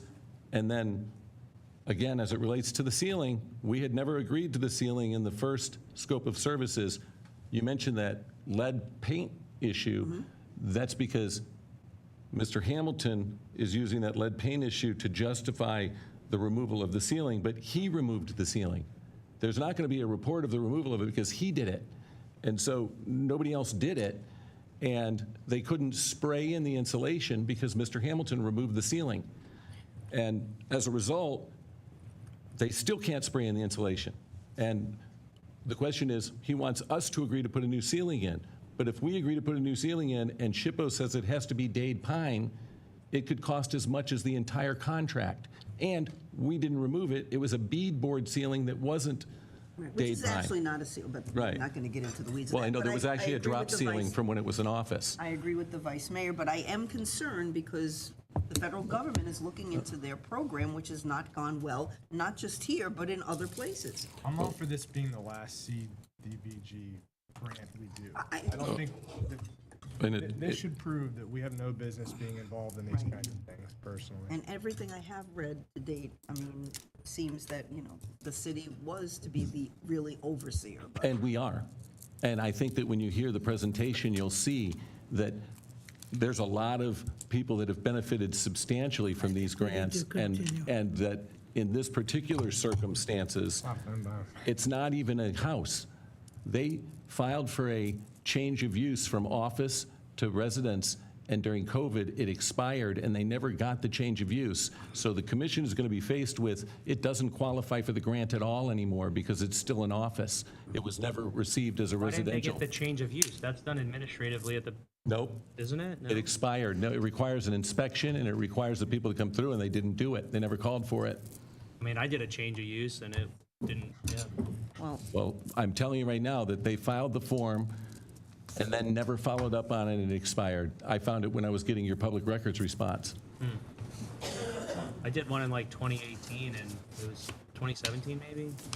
Yeah, it was just a piece of paper. Right. It's $123. You fill it out. You get a fire inspection and a building code inspection to make sure it meets whatever building code you're changing the use to, and then it's granted. But they never followed up and never got it. So as a result, when they applied for the residential CDBG grant, it was for an office building. Mike, is it the responsibility of the homeowner to Yes. follow up or the city? Because if they submitted the application, then how does it work? Does the city give a response back? I haven't pulled the file, but it is, when they applied for the CDBG grant, they knew they didn't have a change of use. Gotcha. Commissioner Clark? Yeah, I was going to say that when we're discussing the CDBG grant, it may not be on the same day when the Hamilton issue is discussed, but I know that maybe Pinal could bring back to the commission or just provide information to the commission that shows the importance of having the CDBG grant in the community, and the people who I think are set for phase 2 or something. There were other people who had put in applications, and there's a first wave, and there could be a second wave that needs to benefit from these types of program. And I don't agree. I hear what you're saying, Vice Mayor, with regard to the administration. But again, I think the information that we're going to receive will help us to either redeem or understand or figure out what Patriot has been doing, what one of the recipients has been doing. And I don't think anybody else should be punished for something that came up with this one particular recipient of the program. So let's get it done. Let's end this struggle session. This is so brutal talking about the same thing over and over again. If the program's not the problem, then let's just get it done. Yes, sir. Please, please. I have no other comments. Will you be able to have Guardian or whomever? Guardian's prepared to go. My concern Okay, was the good. Hamiltons. Okay, good. Okay, thank you. Can I get a motion for the approval of the agenda? Oh, okay, go on. Mr. Mayor? Yes, Commissioner Giobbe. Okay, I have an issue with number 12. I know it's just a D&D, but it's not what I had asked for. It's stated it's the Commissioner Code of Conduct review, and that was not what I asked for in the meeting, and not what I think. So if I can fill you in on what happened. When Robin Cartwright met with me with Jenny Sherlock, it was because of some comments that were made by Becky Bruner. Her frustration was that the code of conduct. What was the date of that meeting? Just- I don't even know, 23. Okay, 22. Anyway, she was frustrated that the code of conduct had no teeth, no remedy in it. And I said, look, staff isn't in a position to reprimand city commissioners, and as a result, they came up with the idea of this committee to enforce the code of conduct. Because what else is the committee enforcing? They're not enforcing the Commission on Ethics because that's preempted by the state. So if you don't have the code of conduct and you don't revise the code of conduct, then there can't be a committee to enforce it. So this really falls under the code of conduct. And I know because 12 people said that there was a post on Facebook that I was not putting the right thing on the agenda, but the reality of it is, if we don't have the code of conduct, there's nothing to enforce, and the code of conduct needs to be amended in order to have the committee. And what is the enforcement that the committee has in it? That's the document that the committee would be using for enforcement purposes. But it's my understanding that was Ms. Cartwright's issue back in 2022. But when we talked at the last meeting, Oh, sorry. When we talked at the last meeting, I think that we resolved the fact that it would be nice to have, for transparency in guidance with what Commissioner Reed said, that it would be nice to have a committee that could meet with the commissioners on issues. It wasn't about enforcing a code of conduct. So when I saw that, I figured I'd just address it today rather than dealing with it during the week. I was sorry, my great-grandchild was in town for a visit. I wasn't dealing with any of this. I don't have any problem deleting discussion and deliberation of the code of conduct, and you guys can give staff instruction on a committee that you want to meet with the commissioners, but like the Board of Adjustment, or like the LPA board or the CRB board, because what this committee would just meet with you on day-to-day items, or? Well, again, Ms. Cartwright is here. I think it was something we were going to discuss and deliberate as to what would be the purpose of this committee. That item, that is not on the agenda. Okay, when we get to the D&D, item 12, you don't wish to discuss it, we won't talk about it. Well, and if you want to add that we add this, whatever it is, code of this review board, then that needs to go on agenda. Well, I actually think that the code of conduct still covers that, if that's what they want to have. Okay, well, then let's a committee. talk about We it can when talk we about get it. Okay, when it gets to D&D, but it was not what was discussed at the last meeting. I just thought there was a misinterpretation of what we were saying. So that's why when you said Can I code of get a conduct, I motion? thought it'd be best to review that. Can I No, I get- want to discuss it. I don't want it to be taken off of the agenda. We're going to discuss it. Then we will discuss it. We're going to discuss it. yeah. Is it a consent agenda we're No, looking no, at? no, no. we did We're the- we're at moving the the consent of entire the agenda right now. Move approval of the agenda as published. Second. We have a motion by Commissioner Clark and a second by the Vice Mayor. Is there any public comment on this motion for approval agenda? Good evening, Commissioners. I wasn't going to make public comment because I was hoping to speak about the agenda item number 12, which is not what I've been asking for basically 3 years. The idea is a committee of people who are not represented on the dais. It is not an LPA, it is not a CRA, it is not a CRB. It is so people like me have a place to go to have a discussion with people who can determine if there is even a remote consideration that a code of conduct issue even exists. It could be something as simple as, I'm sorry you feel that way, here are some resources to go address what your problem is. It could be something as simple as, yes, it is a code of conduct issue and it needs to be addressed by the commission or by human resources. It could be something where, yes, it needs to go to the Commission on Ethics, let us help you fill out that form. It is not to be punitive, it is to help people navigate and find a way to find a resolution to their concerns. It has been going on since 2022. There are multiple emails between myself, Ms. Sherlock, and Mr. Mortel about this. I am really getting fed up with the fact that you keep putting words into my mouth about what I think and what I'm saying. They're written down. We had a whole conversation about it. It was reiterated in a meeting, in an email back about the meeting. There were conversations had between Ms. Sherlock, myself, and Mr. Mortel. None of this is new, and every time it's brought up to you, it's brought up so that I am the bad guy saying that it needs to be punitive, and that's not what the discussion is. It is to create an opportunity for people to have a way to be heard, because right now, a lot of people do not feel like they're being heard.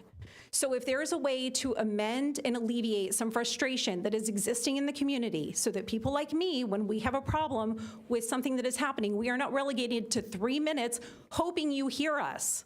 The idea is that people like me can go to other people like me, and we can help find a solution so it doesn't get to the point of frustration, which is what you're hearing from us when we stand up here for the very limited amount of time that we have. And we can't answer. Right. And so I would appreciate the opportunity to have a discussion about it. What is on the agenda now and what was on the agenda before, not what I asked for. Not even close what I asked for, because the conversation is being manipulated and managed by one person. So I would appreciate the opportunity to explore the discussion, to have a committee where people can feel heard, not just in the 3 minutes they have to stand in front of you. Thank you. Well, if you'll stick around, we've determined there's enough freedom within item 12 to talk about that. Yes. So hang tight.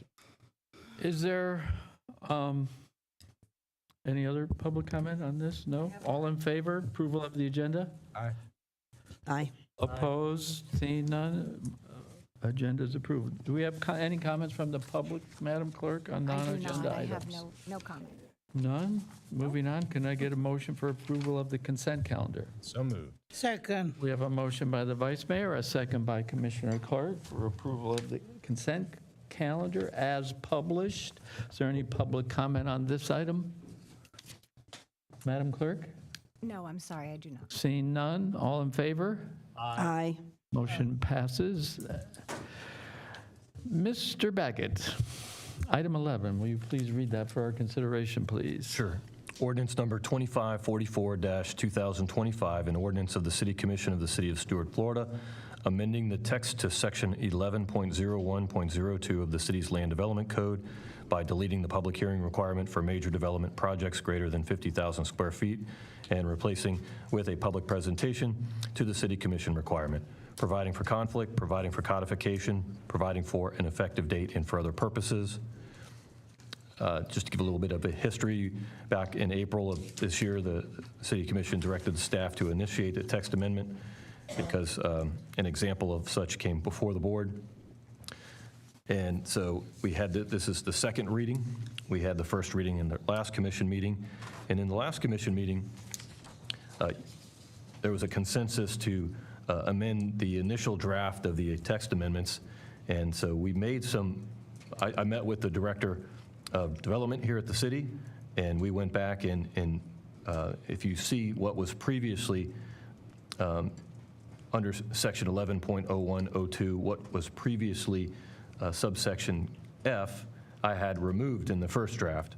But after your comments and your consensus at the last hearing, we put back in a notice requirement for the presentation. Sure.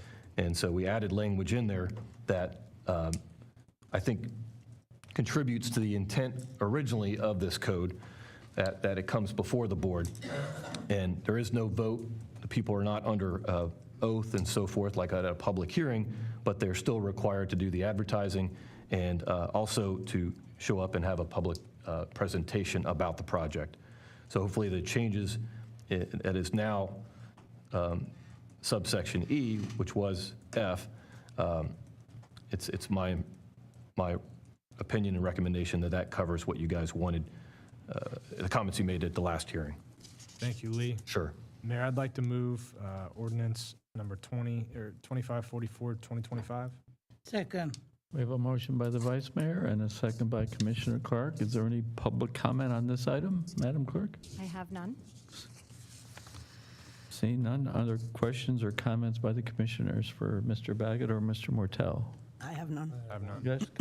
So just for clarification, Lee, the only thing it's doing is we're not voting. Correct. Sum it up. Yeah, correct. Okay. There's also not a public hearing. If you look, a public hearing, everybody's under oath. The applicant gets to have their time. You guys talk about ex parte application or ex parte communication. None of that is done. Okay. It's just a presentation. Gotcha. Okay. I think the initial intent, because if you look through the code, if the development director finds that they're in compliance, it comes before you as a, Just so the public's aware, and I Right. think that was the only intention. but it puts you guys in an awkward position of having to vote yes when you might not want So to it's vote. just removing the vote, that's all. Thanks, Lee. So if we're not voting, should we allow public comment? It actually will just be a presentation, won't it? There won't be a motion and a second. Correct. I mean, there's, So really, there's not a provision for public comment At the then? discretion of the mayor, Commissioners. you could allow public comment for it. So you want people to get up and say, don't vote for it, don't vote for it, don't vote for it? but there's no vote. We just go, we're not voting. So sure. Right, I think, Accepted the comments. I think it gets as close as you can to fulfilling the intent of this originally. Okay. It's as close as you can get. the other option is just it being administrative approved and there is no presentation, you At know. least people could hear what's coming. Right. And then at that time, there can be clarification, hey, we're not voting, but we're having this so that you can understand what's coming. Yeah, just, normally in presentations, we don't have public Maybe comment. someone in the public spots something that we didn't see or staff didn't see, which does happen probably. Okay, but we still will not be voting. No, but you could table it to a date certain. There's a lot of things you can do, but I'm not going to go back and forth. I don't, that was one of the things No, I don't I believe so. discussed with the city attorney was the timing of it. Like, I know in the city of Stuart, the historic preservation code we have is that if someone comes in for a demolition permit For a regular house, they can just get the permit and start knocking the house down that day, the day the permit's issued. But if the house is over 50 years old, the city's code is that they won't issue the permit for 30 days. It's not that we have any authority to tell them no, but it gives 30 days so that if somebody wants to try and do a grassroots saving of the house or whatever might come up, that happens. This notice hearing is kind of a trap for the commissioners, because you guys are going to get blamed for the approval, but you can't really do anything to stop it because technically they would meet code. Anticipate, and I don't know when it would be, but let's say we get a live local application that is complete and they're entitled and everything's ready to go, and it's 100,000 square feet of multifamily 4-story apartments next door to no matter who it is that doesn't like it, and the room is filled with people telling you in public comment for 3.5 hours to vote no, and there's no vote. And at the end, you let it go forward and the permit gets issued and everything happens, then those people feel like their public comment was ignored. Or you have a chair that could reiterate what the land development code says, or city manager, and, I think, yeah. I don't disagree, I'm just making sure that, right. Right, so that's why we brought the ordinance originally. We were rescinding it from the books to not even have it come before the commission at all, because you didn't have any authority over it. And what happened is in the 90s, when the financial buildings across from Publix got built, they were built to straight code, and one of the commissioners didn't know they were being built and said, from now on, anything over 50,000 square feet, or 30,000, I think it was back then, that was coming forward, I want to have a hearing where it's presented to the board. And that happened for 30 years, but it really... It's not a hearing, it's a presentation. Well, it was a hearing. Oh, it was a hearing. And then, yeah, there was a resolution, or the commission voted. You just had to vote yes. It was weird. And so now we were suggesting changing it, and when we brought it for the first D&D discussion on it, the commission said, don't rescind it, change it to a presentation so that you could still give the notice and do the stuff, which is what we've done. Right. And then the question really is, how do you handle public comment? And it's the discretion of the board. You can handle the public comment and have public comment. It just could be rather lengthy, and it could be, if the members of the public are told that night, you can say whatever you want, but we're going to let it go forward, they could be very frustrated. Could we table the presentation to the next meeting? I don't know the I think that it would be deemed, as Live Local The says, you applicant can't can do view that. Yeah, right. I don't think we can make Live Local do the presentation. Right. Yeah, I don't think they can either. But that's going to be what it is, and then we're going to have that conflict to address if one of them comes forward. Okay, so any other questions to the staff from the commission or comments? Commissioner Reed, any? No, I have none. Thanks, Mayor. Okay, roll call, please. Vice Mayor Collins? Yes. Mayor Rich? Yes. Commissioner Clark? Yes. Commissioner Reed? Yes. Commissioner Giobbe? Yes. Okay, we find ourselves back at item 12, a D&D on apparently a mistitled item. So I by no means mean to infer that Ms. Cartwright was wanting something punitive or was doing anything of that nature, because that wasn't my intent. My intent was that back when the stuff came up in '22, it was violating the code of conduct. And the code of conduct has no teeth in it by its very nature. So what Robin and Virginia Sherlock were saying to me is, well, you should put together a committee or somebody that can address these issues. The way to do that would be to either amend the code of conduct or validate the code of conduct, because if you don't follow through on the code of conduct, then the committee doesn't have anything to meet. And one of the things we discussed is, how do they meet? Well, anytime there's a complaint for violation of the code of conduct, the committee would be called to convene. Like a sunshine board, right. Or the discretion would be, are we just going to have the committee have a standing meeting on the 15th of every month and just have an open call onto what people want to talk about, which commissioner or what they're going to raise, because I would assume the elected officials are the ones that would appoint the committee members, but Robin and Virginia wanted it to be a committee that was completely unrelated to the commissioners, and so I didn't know how to tie it to the city at all. And David Dias was the city manager at the time. I simply gave him my notes and the information from the meeting and said, look, this is what I've learned. And I assume he met with commissioners and it never went forward. I then became city manager, and Ms. Cartwright came in the fall and brought it up again. And I said, okay, I'll put it on the agenda for the next agenda item. And I presented it to the city commission.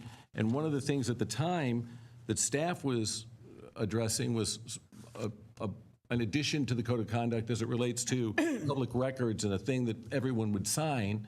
And Commissioner Giobbe was absent that day, so she obviously wouldn't remember the conversation.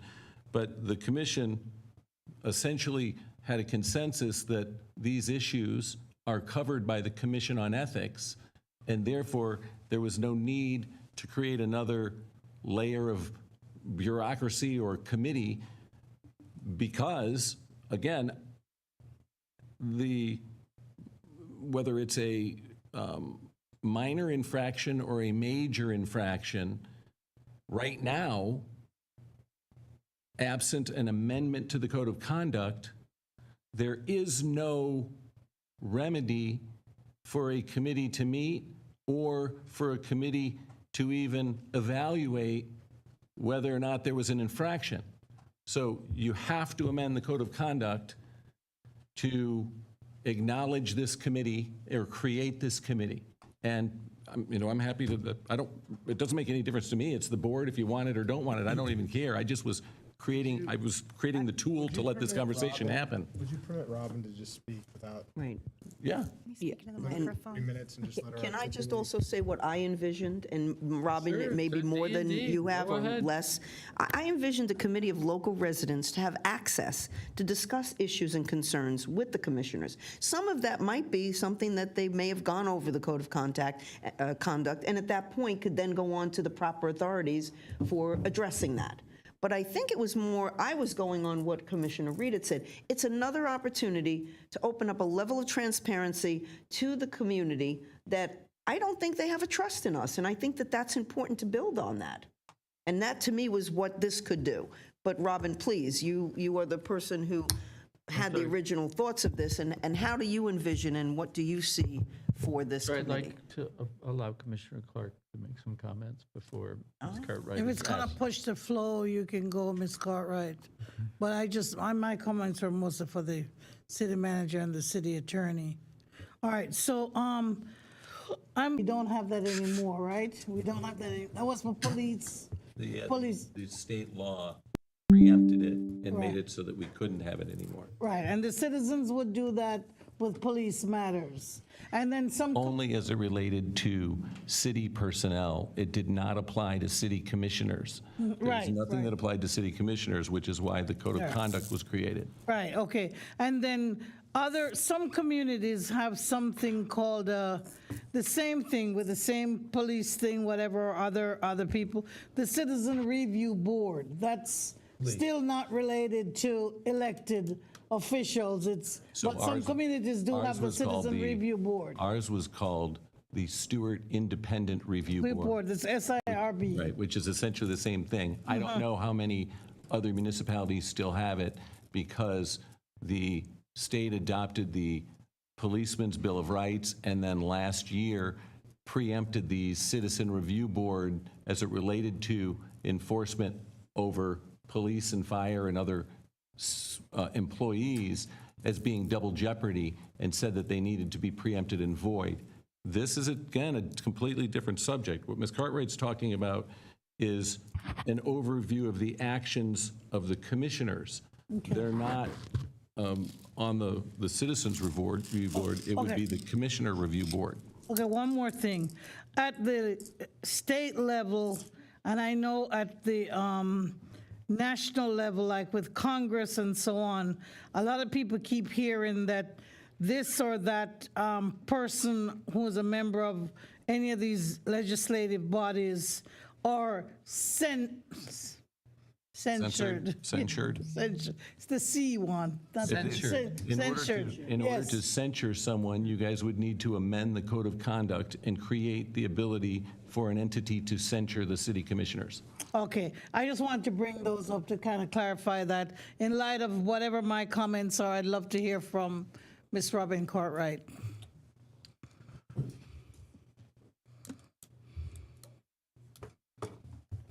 And I just want to note that the 3 minutes does not apply here. Thank you. The two items are not mutually inclusive, nor are they mutually exclusive. You addressing the code of conduct has absolutely nothing to do with a citizen panel who is emboldened and encouraged to review what could become before the commission. These are two parallel tracks. Maybe they intersect, maybe they don't. They are not mutually inclusive or exclusive. Amending the code of conduct so that it has teeth, I think is a great idea. That needs to be done, absolutely. But it doesn't address that citizens still need to be heard. Can I interrupt you while you're talking? Absolutely. Okay, so when you say has teeth, what are you saying? So we'll use the example that brought all of this to light with Commissioner Bruner when she made a public appearance with the Chamber of Commerce, never identifying that she was speaking as a private citizen. She had a moniker and a bug on the screen that said, City of Stuart Commissioner. And she was speaking about the Cantor CPUD and all of the things that were happening that had not been discussed publicly at this point. She was advocating for it and talking about the great work that would be done, as is her right, had the city commission given her permission. The mayor was supposed to give her permission. And when it was questioned about the actions that she was taking and the representation authority that she had for that particular purpose, she did not have it. So when it was brought to the attention of the city attorney and then potentially the city administrator, the city manager, nothing was done. But when you say teeth, What is the purpose of having a code of conduct or anything that you have to abide by if nobody is enforcing it? And it doesn't need to be punitive. The other commissioners could have held her accountable. The other commissioners could have done something to actually make a mention, you know what, that was really a bad idea. We shouldn't have done I do have that. a little bit of concern with this as somebody who was the minority vote, is for a period of time, especially, that could have hurt me if I was censored. But censoring somebody doesn't have to be, if you're not violating a code of conduct, If my fellow what issue is commissioners, there? well, sometimes the interpretation of the code of conduct could be leveraged against you as a hammer. Okay, And if my so- other commissioners were not so happy with the way I was behaving, I could very well be accused of Let's this kind use of your thing and example censored. then. Let's use your example because you were in the minority vote. Again, not mutually inclusive, right? Your votes, as they were cast, were not in violation of any sunshine laws, right? They weren't in violation of any code of conduct. They weren't in violation of any code of ethics.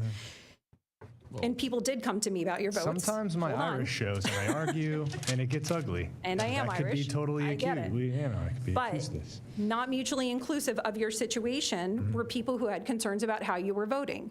If somebody had come to a committee like the one that we were presenting and asking for, there could have been a discussion preemptively to say, these are the things that are violations of the code of conduct. These are violations of code of ethics. If you're a member of the bar, these are violations of the bar. And to have a discussion to de-escalate items before they become personal, which is what is happening with our city and our county commissions, because people get frustrated and attacks become personal. And now the conversation that should be had is no longer about what should be had. Now we're discussing personalities and we're discussing everything else. And we're not discussing what the actual motives and votes are. So I understand what you're saying, Commissioner Collins. I would say to you, had a committee like this existed, people would have had a way, instead of going to other commissioners and instead of going to whomever, they could have had an outlet to have a discussion, to come up with something that was a little bit more genuine and a little bit more responsible in how they were reacting to things. That's all this is about, is creating an opportunity for people to be heard so that they can react in a responsible way, and the conversation doesn't have to be derailed, like when everyone's favorite friend and neighbor decides to post things that are untrue. I'll use myself as an example. There's two things you're saying, though, which I'm trying to parcel out. Sure. One is people being heard, which I totally agree with you. Totally agree with you. Like, I do think that it would be nice, and to some extent, that's what these meetings should be. If that's how they function, in theory versus practice, maybe we need to work on that. but the teeth and potentially censoring of commissioners, okay, so during the zip, I had ethics complaints filed against me that were bogus. This is a huge pain in the neck. You know, you're stressed out about that, and this is not fun. My concern would be, as political dynamics shift around, you know, humans are humans, and all of a sudden you have a board that is stacked against you politically, and it's being used and weaponized, even if that's not the original intent. It's a fair comment. Humans It's a are fair humans, question. you know. Absolutely. And all of a sudden you're, or if we appointed these people, right, and you lose an election, and you know your opponent comes in, and now that guy's being attacked, and he or gal's being attacked. It's just, it seems messy to me in terms of teeth. That's my only concern with where you're going. It's a fair question, but had we had this conversation starting in 2022, when the Fair idea point. was originally presented, we wouldn't be having this conversation now. I don't disagree with So I'm grateful that we're having this conversation. It needs to be had. But again, it is not for the purposes of punishing anybody. And no offense, but it's not always about you. It's about people like me who need an outlet and a space to be heard in a way that you cannot hear us. And if I don't know that what you're doing is fine, right? What if I'm trying to restore my house and I don't know how the permitting process works, and I contacted one of you for help and I didn't feel like you were helping me, and I'm totally put off by this? Is it appropriate for me to come in and say, I'm sorry, Commissioner Clark, you should have been walking me through this process? No. If we had a committee that was staffed with people who actually cared what happened in this community and care what it looks like optically, they would say, you know what, Commissioner Clark is not responsible for holding your hand as you go through the permit process. Have you called the permitting office? Here's a number for you to call. Here's all the paperwork that you need. That is not a commissioner issue. That is a process issue.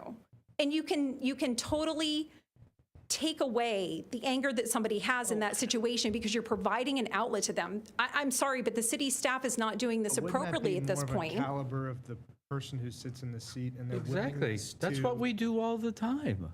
I would beg to differ based on my experience and what I've heard from others, but you are welcome to think what you would like about what you do for the community.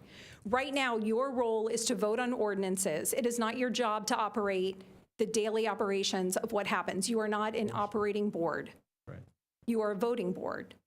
And so that being said, there is no operating board for the city. It is reliant upon staff to make those decisions and help people. If people can't get through to somebody, if they don't know who to call, they call you, as they should. You are their representatives. We are your constituents. That is your job. But there is a point where that job is not your job. There is a point where that job really goes to the permitting office. yeah. And then how do you get there? So you're And saying how like do a you point of de-escalate a contact? situation where Yeah. people don't have this problem and this frustration? So you're Yeah, saying like a can I point of say that? contact customer Can I service say rep, that? like Can an I say operator? So if I Can could I just, say- if I could Hold just on, comment for a Commissioner second. Clark has had her The- light on for a while. Okay. So, yeah, I wrote down ombudsman here. Is that something that you're thinking about? An ombudsman type person at City Hall? I went in with the idea that there should just be an opportunity for this committee to exist. For 3 years, I've been trying to have this discussion to create something that creates a way for this committee to exist. Would you like us You to can- recess, Commissioner Reed? I just go to the bathroom. It's up to you, to the chair.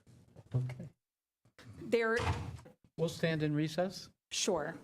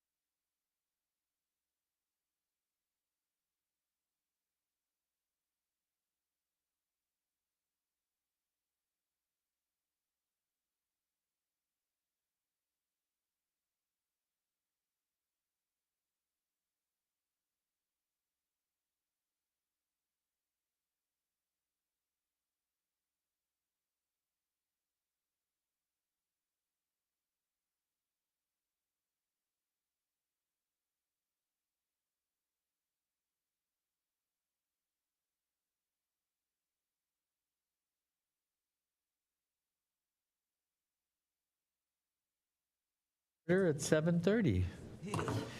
Ms. Cartwright, would you like to? Thank you. I didn't think that's what you guys wanted. I would just like to state, I appreciate you hearing me out, but my goal is not to tell you how to form a committee.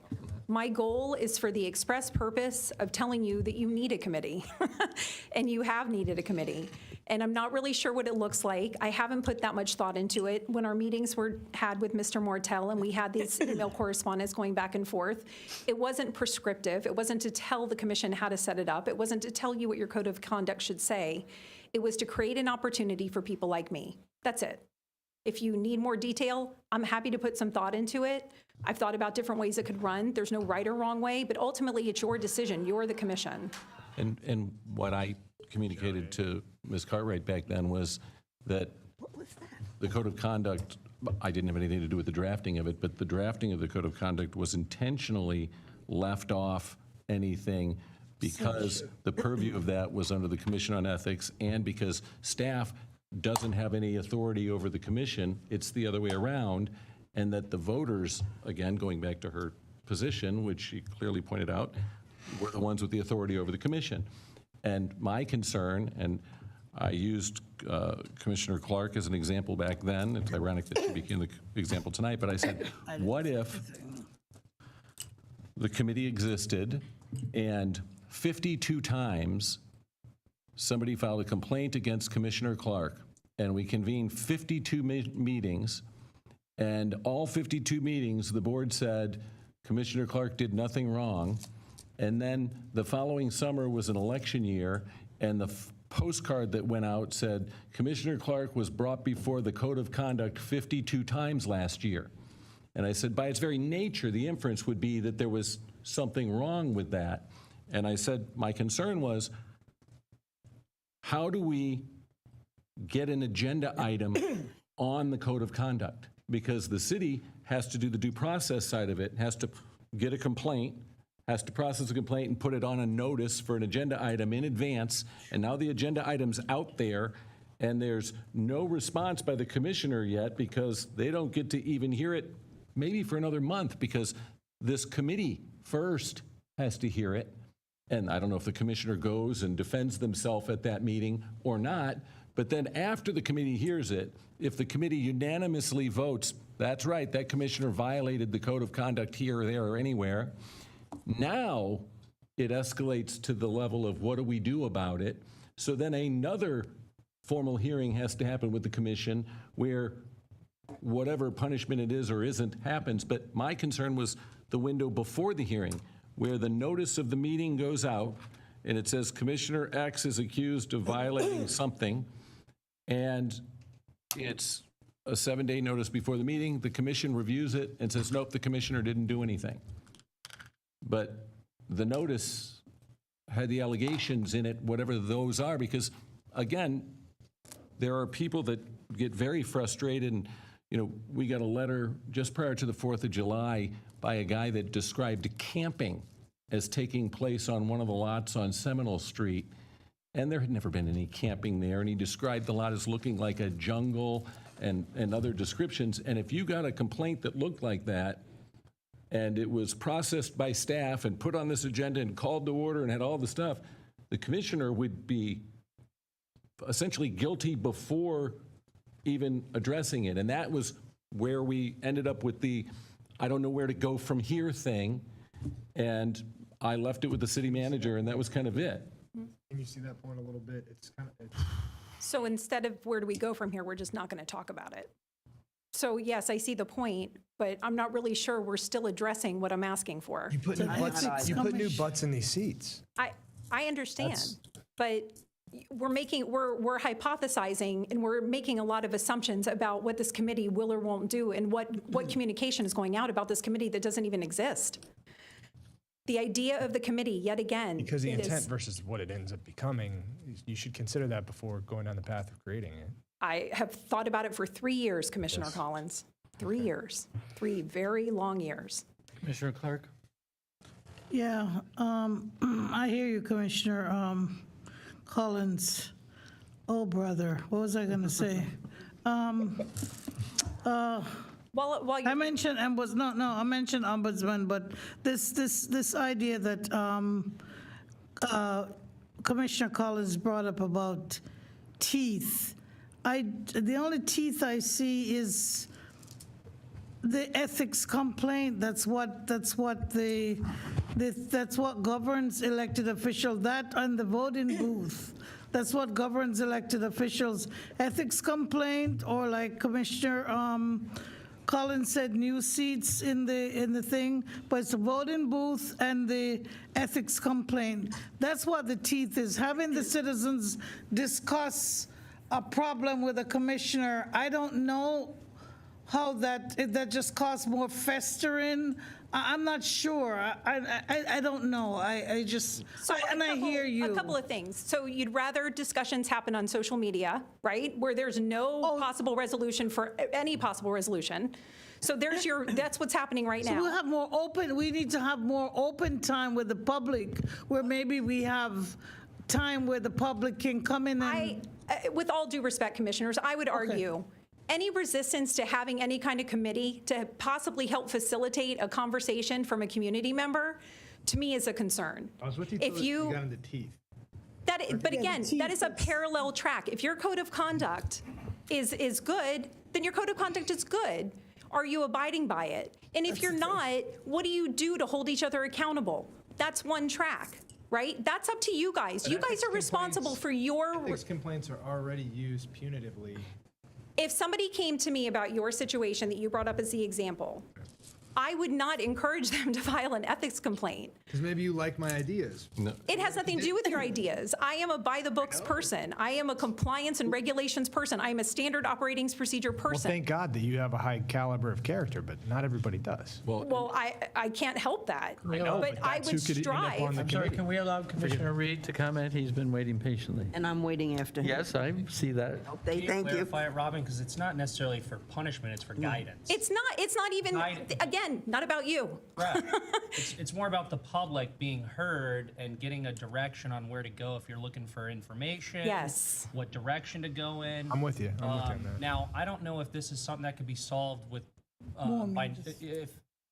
if an advisory board is necessary, that's where I would ask the city manager to do some research and see what advisory boards exist throughout the state of Florida to find out what their role and responsibility is. I will give you a perfect example, and I know you have a comment, Commissioner Joby. I will make this brief.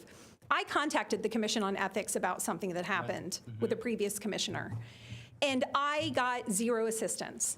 I said, is there somebody with whom I could speak? Because I need help determining if this is even an ethical violation. Like, is this even something that you will entertain? I was told, I can't help you. Right, you have to file Which it. is So wrong I agree, but if somebody like me wanted to file an ethics complaint, right? Because now we're jumping from 0 to 100. Yeah. If somebody like me wanted to file an ethics complaint, which I tried to do, I could get zero assistance, nobody to help me. So I started asking at a local level, which is why I consulted with Attorney Sherlock about this situation. It is not to be punitive. Thank you, Commissioner Reed, for recognizing that. It is to help people recognize if there is a process to follow, how do you follow it, and is it even worthy of following? That's it. And I can give you some examples as far as the ethics stuff. I've had to learn the hard way on everything that I've done since being up here, since getting involved with advisory boards. I learned by doing my own research or by asking questions, but not every citizen will do that.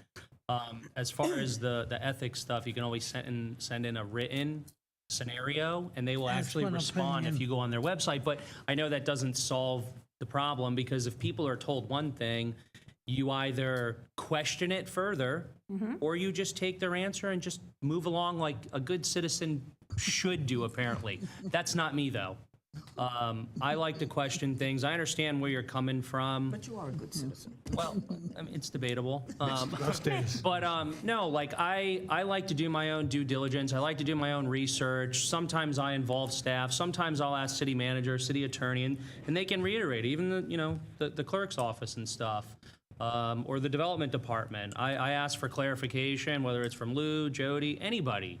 And I get where you're coming from. I see the benefit, because like I said, it goes back to I've had to navigate everything. nobody's in my corner when it comes to things. Sure, you might ask a question here or there, but how do you know that information is pointing you in the right direction? You don't. I don't know if that's something where if we as a board could have a workshop once every quarter, a true workshop, not where we sit up here and you're limited to 3 minutes. It's a 3-minute. Because it really doesn't solve anything. You cannot get most things out in 3 minutes. Or if, hang on, Mike, or if you send a long email, I can speak on myself personally. I'm busy. I'm not making excuses, but I'm a very busy person. And sometimes it is hard to go through emails or phone calls with full-time jobs. I can't speak what everyone else does, but I have a full-time career, and I'm not against what you're saying, and I don't think it's necessarily for a punishment, because I'm more worried about Florida ethics than I am some code of conduct. That means the code of conduct, I mean, I really, I don't see the punishment side of it. Like Vice Mayor Collins said, I'd be more concerned with the ethics from that perspective, but where you're coming from is more for direction, clarification, point of contacts. If you have a question, hey, who do I reach out to solve this issue? Whether it's maybe a local or a state issue, I don't know. That's part of what she's saying. But she's Right. also saying when there's an issue, How do you address it? this group is deciding whether or not that issue rises to the level of potentially an ethics. And we don't need to change a single thing in the code right now for you guys to tell me to schedule 12 workshops this year. We'll happily do it. I mean, or 3 or 1 or 50. I mean, whatever amount you want. But okay. I'm just saying whatever you want. I know. Could we have Commissioner Joby, who has been patient? Okay. Again, everyone's turning to the punitive part of it, and I think it's more about the community and the commissioners feeling open to discuss things with each other. Instead of the community standing there for 3 minutes, they say what they hopefully can say in 3 minutes. We can't answer them. I mean, it's a frustrating situation. And then gets to the point where people maybe are filing ethics complaints to the state. Maybe if we just had the open dialogue, that's all I think she's looking for and I'm looking for. Have that open dialogue where you have 5 people who have gathered together from the community, maybe take issues from other community members who are finding it frustrating to navigate the city or don't feel that they have access to the commissioners. Yeah. I really would like to see that. Again, we have to structure it, how it works, but I think that would be good. Am I saying that it's never going to be punitive? Maybe there's an issue where they come before and say, well, we really think this isn't right, and, can we somehow navigate this, change it, or whatever? And the end result might be that you go to the code of conduct, the commission in the state and do a ethics violation. I don't know, but I think the other 80% or 90% that opens up dialogue between the community and the commissioners can only do us good. It can only give them a level of more trust toward us. Because I don't think a lot of the people in the community trust us. We have to do an agenda. I'd have to do an agenda.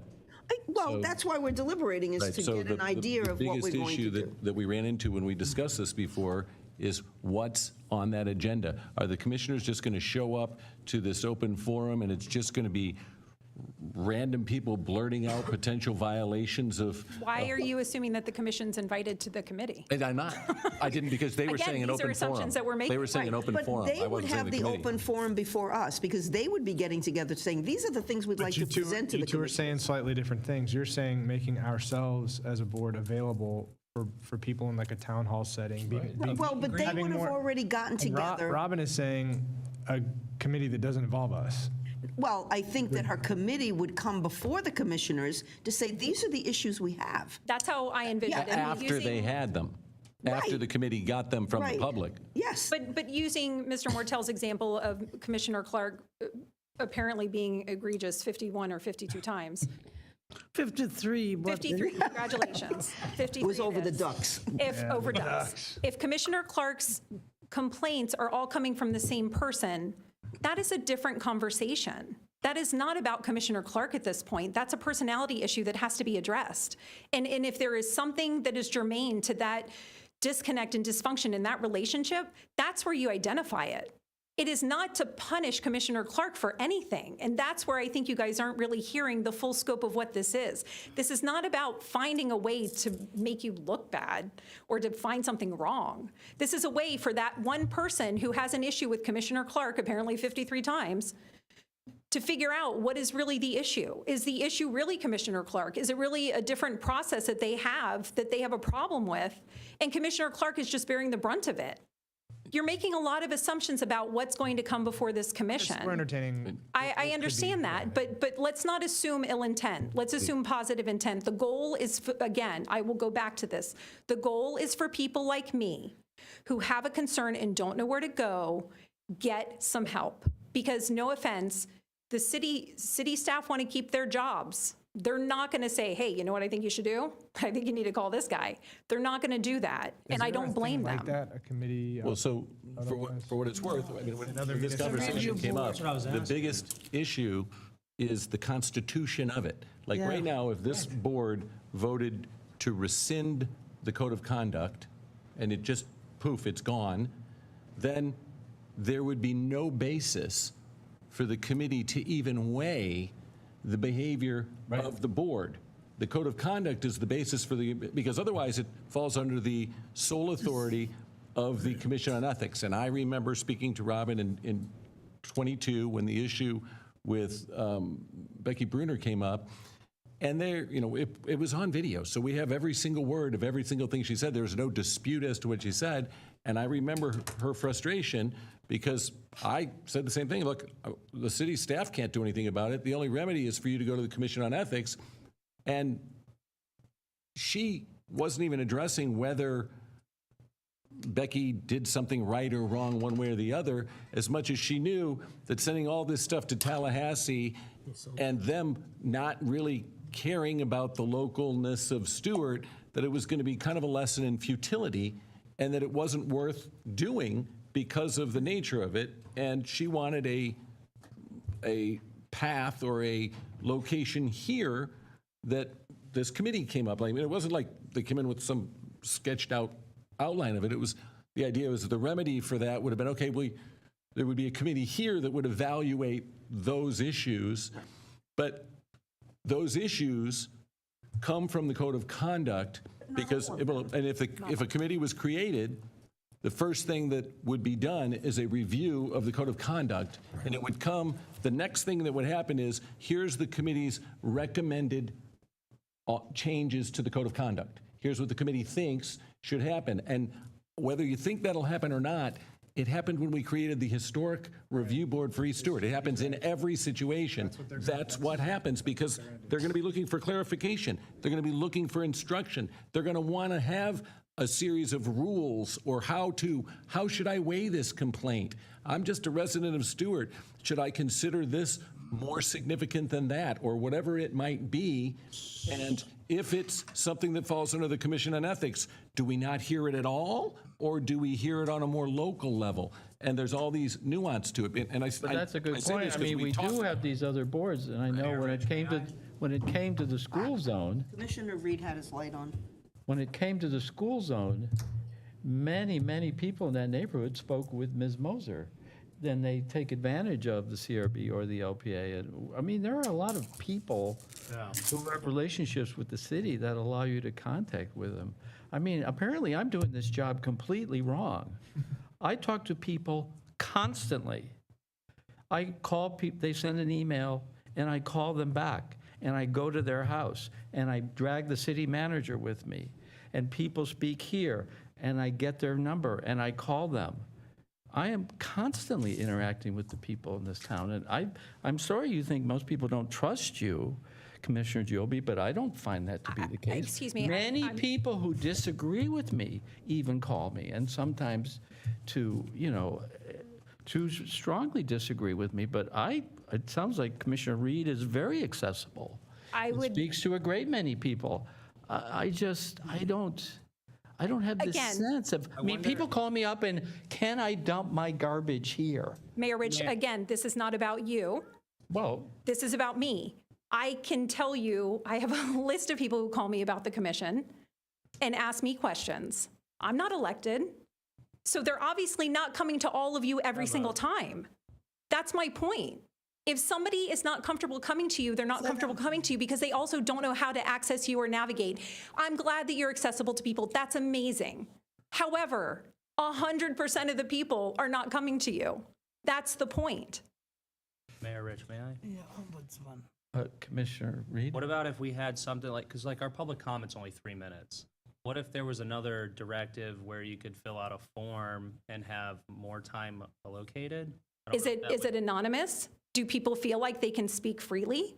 And can we respond? I think that's part of it too. That is absolutely part of it, but the whole point is that not everybody is coming to you guys.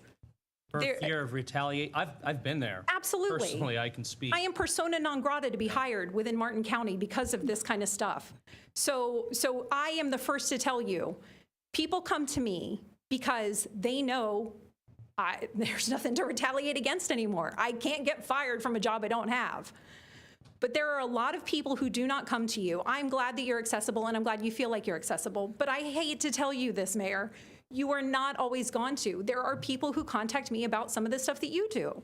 And what do I do with that? I try to guide them in the best way that I can to act in a responsible way about what is and is not permitted according to the Code of Conduct and whatever other rules the city has. Take that for what you will.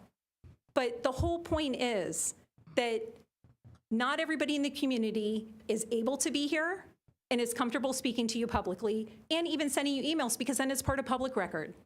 So to that point, you can decide to do this, not do this, whatever the case The is. commission would be public record. It, Committee.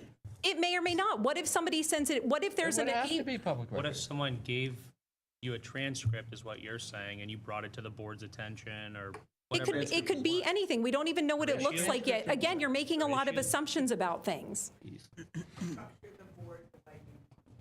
So if the board has any authority to make a decision, that is, a decision, I don't know what that decision is, but the Florida Sunshine Law says if the board has been created by the city and has decision-making authority, they're subject to sunshine. The LPA doesn't pass a development project, they just discuss and deliberate and give you guys recommendations. They're not actually binding on anything.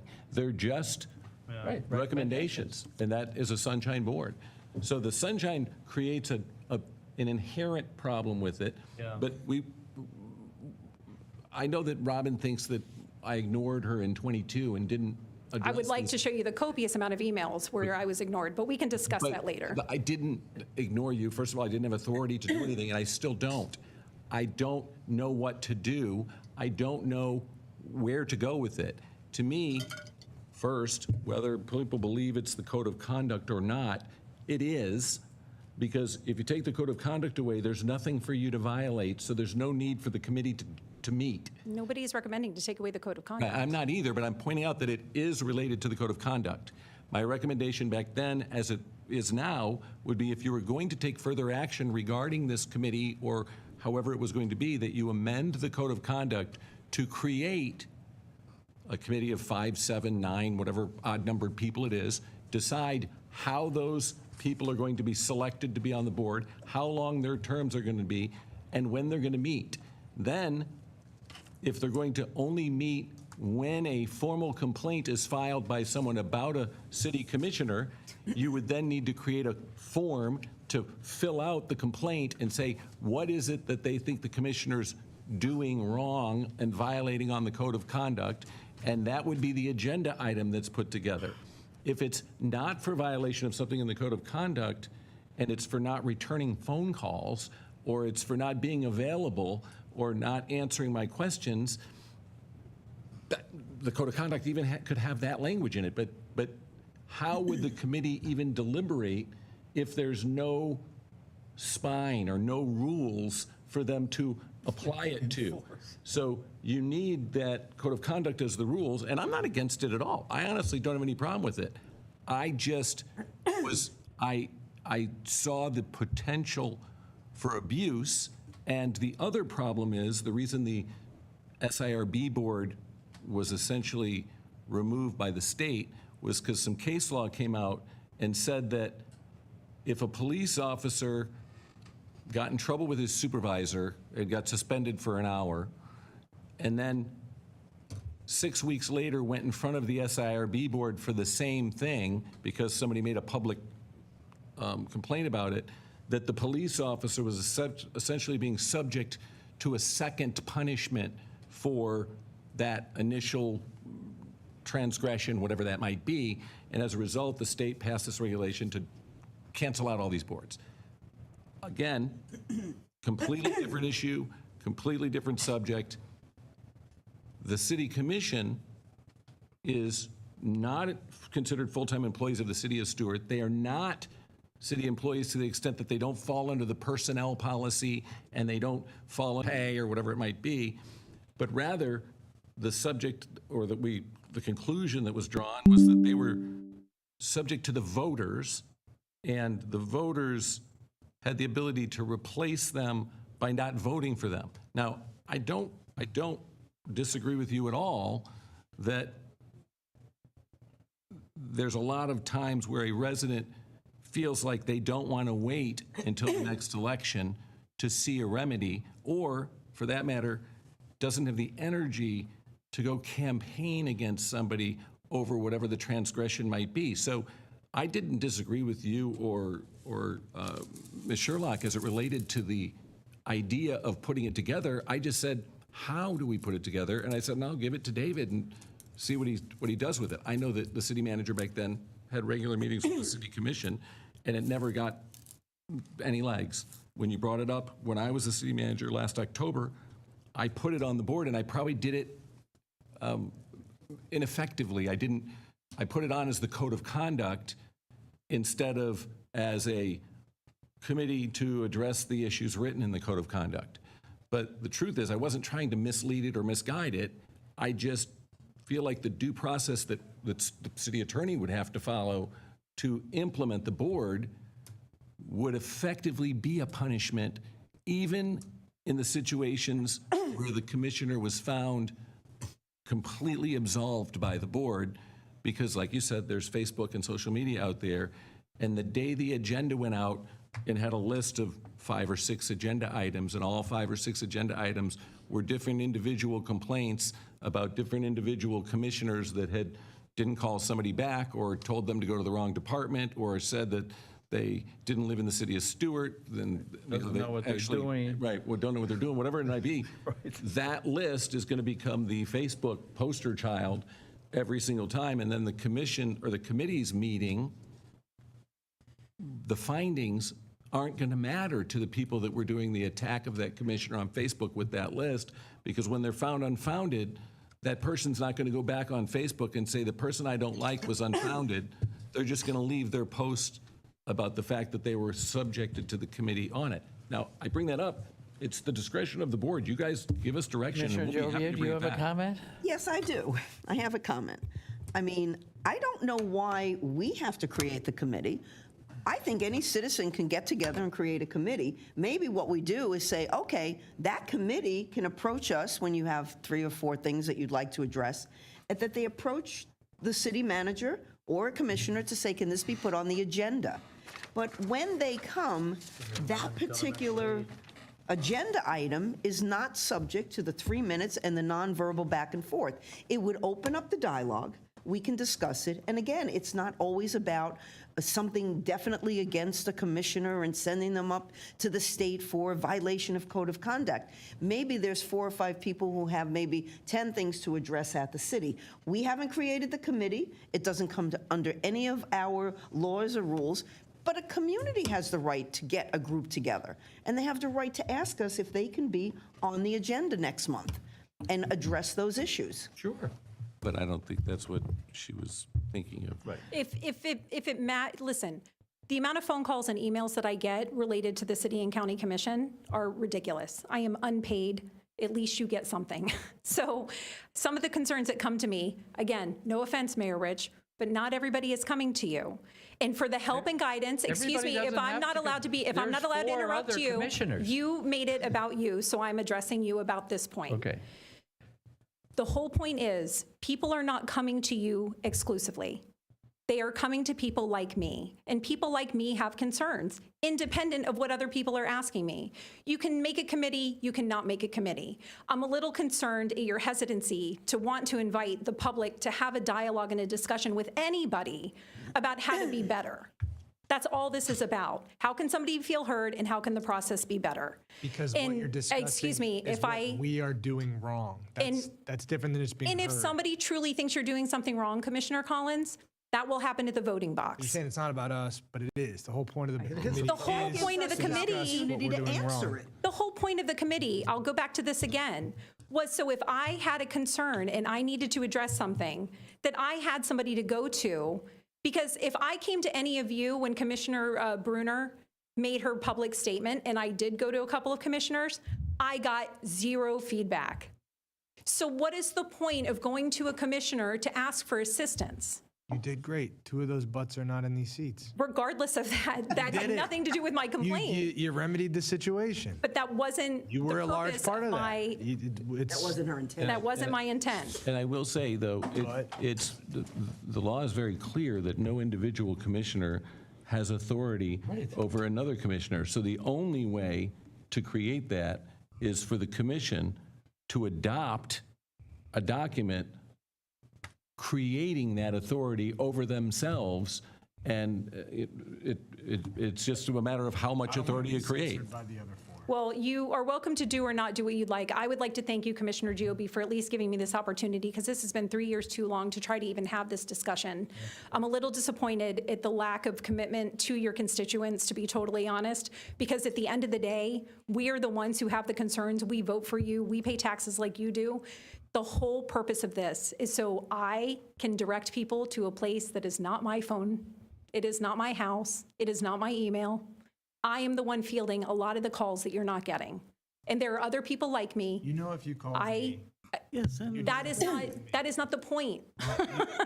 Why The point is, 5 of us are the customer service representatives for the people who are here. okay, That is well, supposed the to be our next job. time somebody says to me, I am not comfortable calling a commissioner or calling the city, we're not- I will take an anonymous Yeah, we need point to and work I on will being more forward it to you. Okay, And you can happily answer it however you would choose, and I'll be the conduit, an unpaid conduit, to relay this information who has no authority, because there is no committee, to take that information and get it to the person who's asking.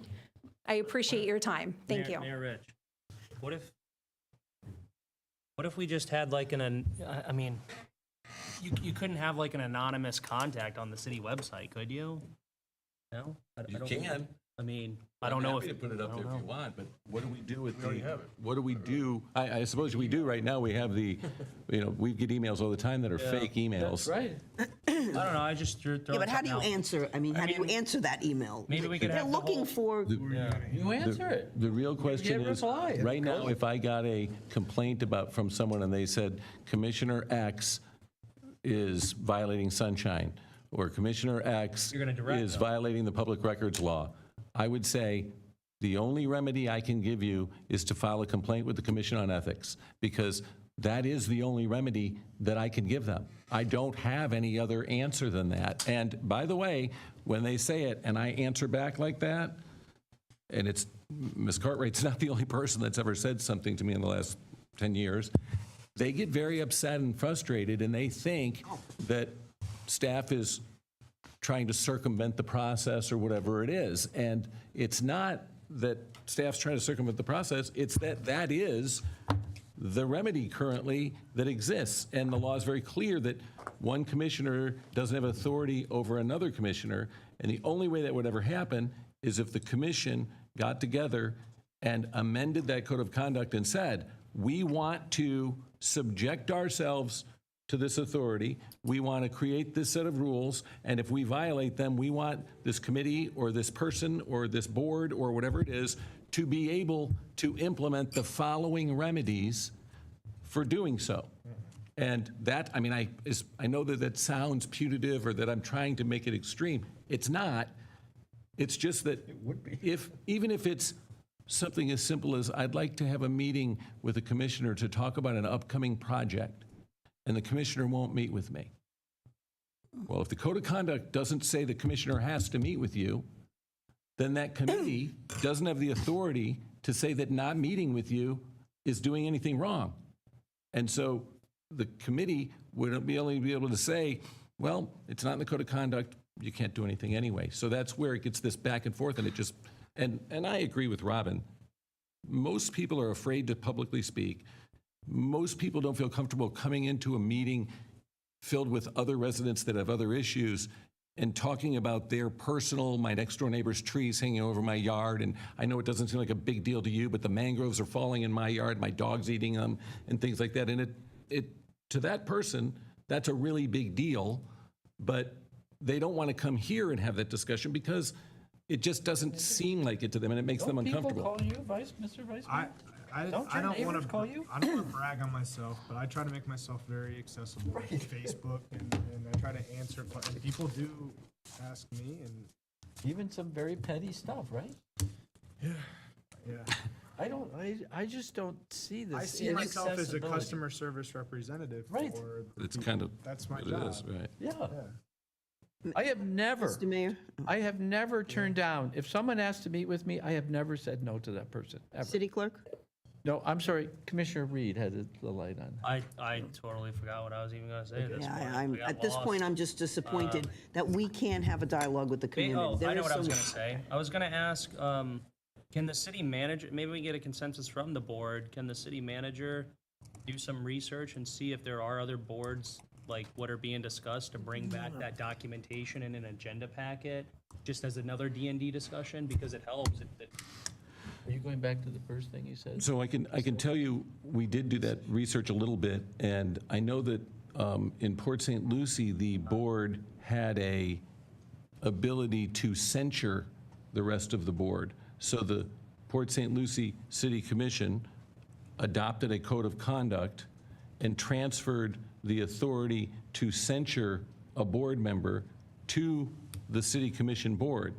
So if you amended the code of conduct, you do have the legal authority to do something like that, but you would then have to say, I am subjecting myself to censure from these other commissioners or from a committee. Nightmare.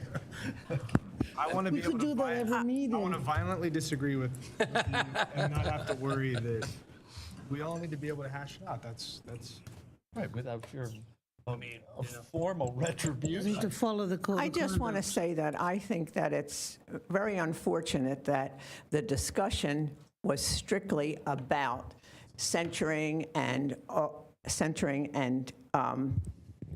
discussion about things that the commissioners are doing wrong and reporting their, unhappiness with the commissioner or whatever. that's the nature of the board that's being discussed. What else is there? That's the nature of this, because that's where you pigeonholed this committee into. I did not hear Robin Cartwright say anything else about, because she wasn't given time to explain, or she wanted to have a discussion where this could be set up where things that could be talked about would be listed. To me, it was just like, all you're talking about is that the commissioners are going to be. When you say what could be talked about would be listed, what do you mean? Well, let's just say, on a positive note, let's just say that this committee is formed and some of the people talk to the committee members and they say, I have a great idea that something that could be done for the water. It's fantastic. Yes. Yeah, well, they could bring that up to the committee and I am all for they something could, like this. they could, But people do that all the time. I would suggest that you tell people to please contact me, Sean, or whoever. And yes, please do. that could be possible, Mr. Rich. However, that's not the way it happens, So you're saying People- like a town hall kind of a thing? Well, no, suppose there's a committee formed. I don't care whether it's a private committee that's formed or you guys Where people say, here's a anonymously committee. bring forth ideas? It doesn't even have to be anonymous. I mean, like I said, suppose someone has an idea that wants to just bring it up to a committee of people who they know come to the commission meetings and are informed about different things. And it's great ideas. You It's don't feel good like we're adding ideas. another layer of bureaucracy? It's not. I'm just saying it could be part of what the committee is doing. To me, all I'm sitting here hearing is that this committee is going to be signaling and directing things toward the commissioners. And I apologize for creating the direction, but it's because the meetings arose because there was no remedy for what was being alleged against Commissioner Bruner. So the remedy was to have this committee that would evaluate if, in fact, there was some transgression by the commissioner.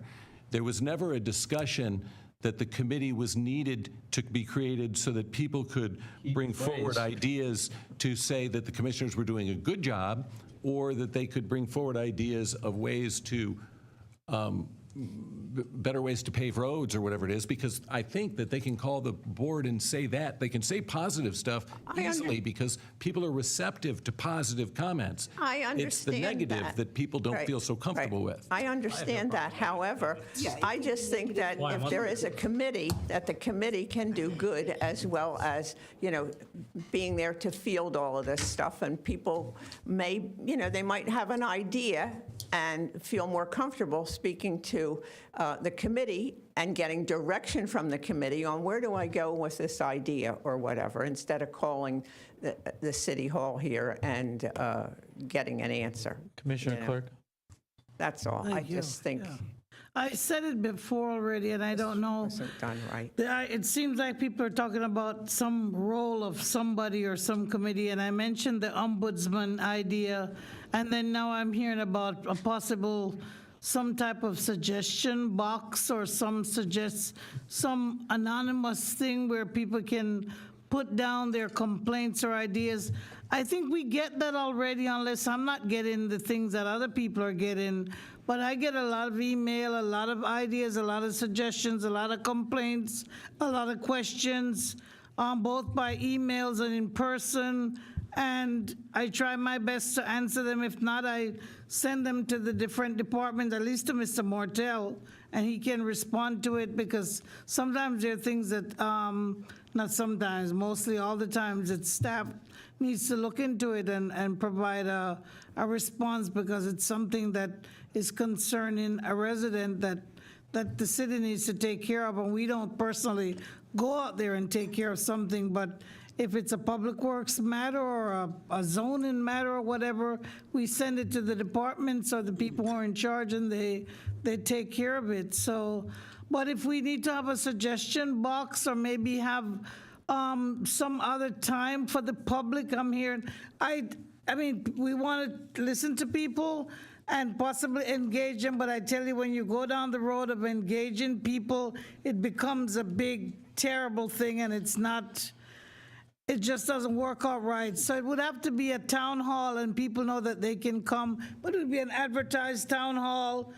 Is it is it a gripe session? Is it a venting session? It might be many things. I think that that's very unfortunate that you just can't have a committee where people can go and be in this committee and discuss issues, and it's not always about the commissioners did this or the commissioner didn't do that or whatever, and naming commissioners that did something wrong. There's a lot of positive things that happen, and I think that when you have a committee, there are great ideas. You can have business owners on there, residents on there that have great ideas. And yeah, they could call up, or they can come in and call you and talk to you about it. But Commissioner it Joby? doesn't. I know, but she's still speaking. But it We doesn't. can't have unlimited public comment here. But it doesn't get done. Okay. So obviously, this isn't going anywhere. We're obviously content to have it sit on Facebook in negative or positive ways. I'm just so disappointed that we couldn't be open and find a way for this to happen. It's very sad. I'm not happy about it. I would like, obviously, there are people who don't want to come before this commission, speak publicly, or even send in an email. But if you have people that are willing to send me an email, forward anonymous or whatever, I will try to handle it. I don't mean to come across like I'm unwilling. I just don't understand what we're doing. What is the recommendation? To be honest, I really don't understand what we're even recommending. Create the committee. I'm not against. I don't understand what is it. What is it that we, multiple things. a It's not committee just of one. what? It is a committee of concerned citizens who want the ability to come before the commission, speak, and get feedback. That like doesn't happen in Kiwanis. 3 I can tell you, minutes. though, I can tell you. Like the BDB, the there are frustration, the citizen frustration committees that before from Ms. Cartwright was that there was no remedy. I said, what difference does it make if she, I can't do anything about it. Even if she violated the code of Yeah, but you're conduct, still there's kind no of stuck on the remedy. 2022 thing with No, I'm not. Becky. I'm just showing you there's no remedy. Have this committee. They have a meeting, and they find that Commissioner Z violated some point of the code of conduct. But the committee finds that somebody violated a point in the commission, in the code of conduct. Then so what? Out of 10 things that might come from that community committee that comes before us, out of 10 things, maybe one actually winds up where the advice is, well, then you'll have to go, because we can't really monitor each other or admonish each other, then that might be the So what suggestion. else would the Go committee- to the code, go to the state and file an ethics. 100% is that, unless you amend the code of conduct to include teeth. Because unless you add something into the code of conduct, 100% of what goes to that committee is going to be referenced that you have to go to the Commission on But Ethics. they're going to go anyway at this point if they have no way to talk to You us. can add teeth if you guys want, but that's what it is. At this point, I'm frustrated. Obviously, there's an issue here, and all I can do is, Robin has left. Hopefully, she will email those of us and maybe the remainder of the people who reach out to the mayor, and hopefully we can at Or least... better define what we're talking about, because I don't understand. My point, I'm not just saying that. What is the committee for? The committee is Besides for... grievances towards us. Unfortunately, she has left, but it was my understanding, and what I would like to see, is that the committee is a fielding point for people in the community who the 1 or 2 or 3 people that'll be on the committee don't have an issue coming before the commissioners to say, these are the issues that we have in the community. Can you address them?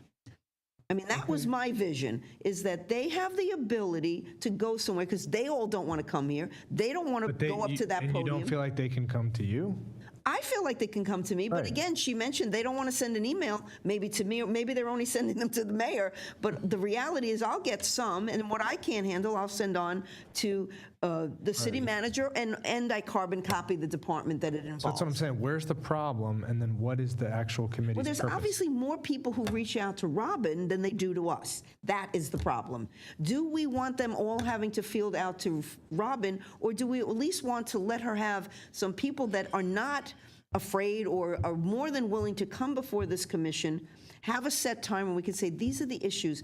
And again, it would be something where we would have a back and Well, the forth. vice mayor has just said to her, forward them to him. Yeah. Well, He's willing, I would think that many of those people. Anonymous, they will forward. I think it was also an issue. Okay. People who don't want their name. All it they would can do, email us. it But would if put you a create- layer between us. But if you create a committee, it's now Sunshine, and their name's going to be Again, on it. I don't know why we have to create the committee. Well, then, a group of That's citizens what can Robin get wants. together. Robin wants us to create a committee.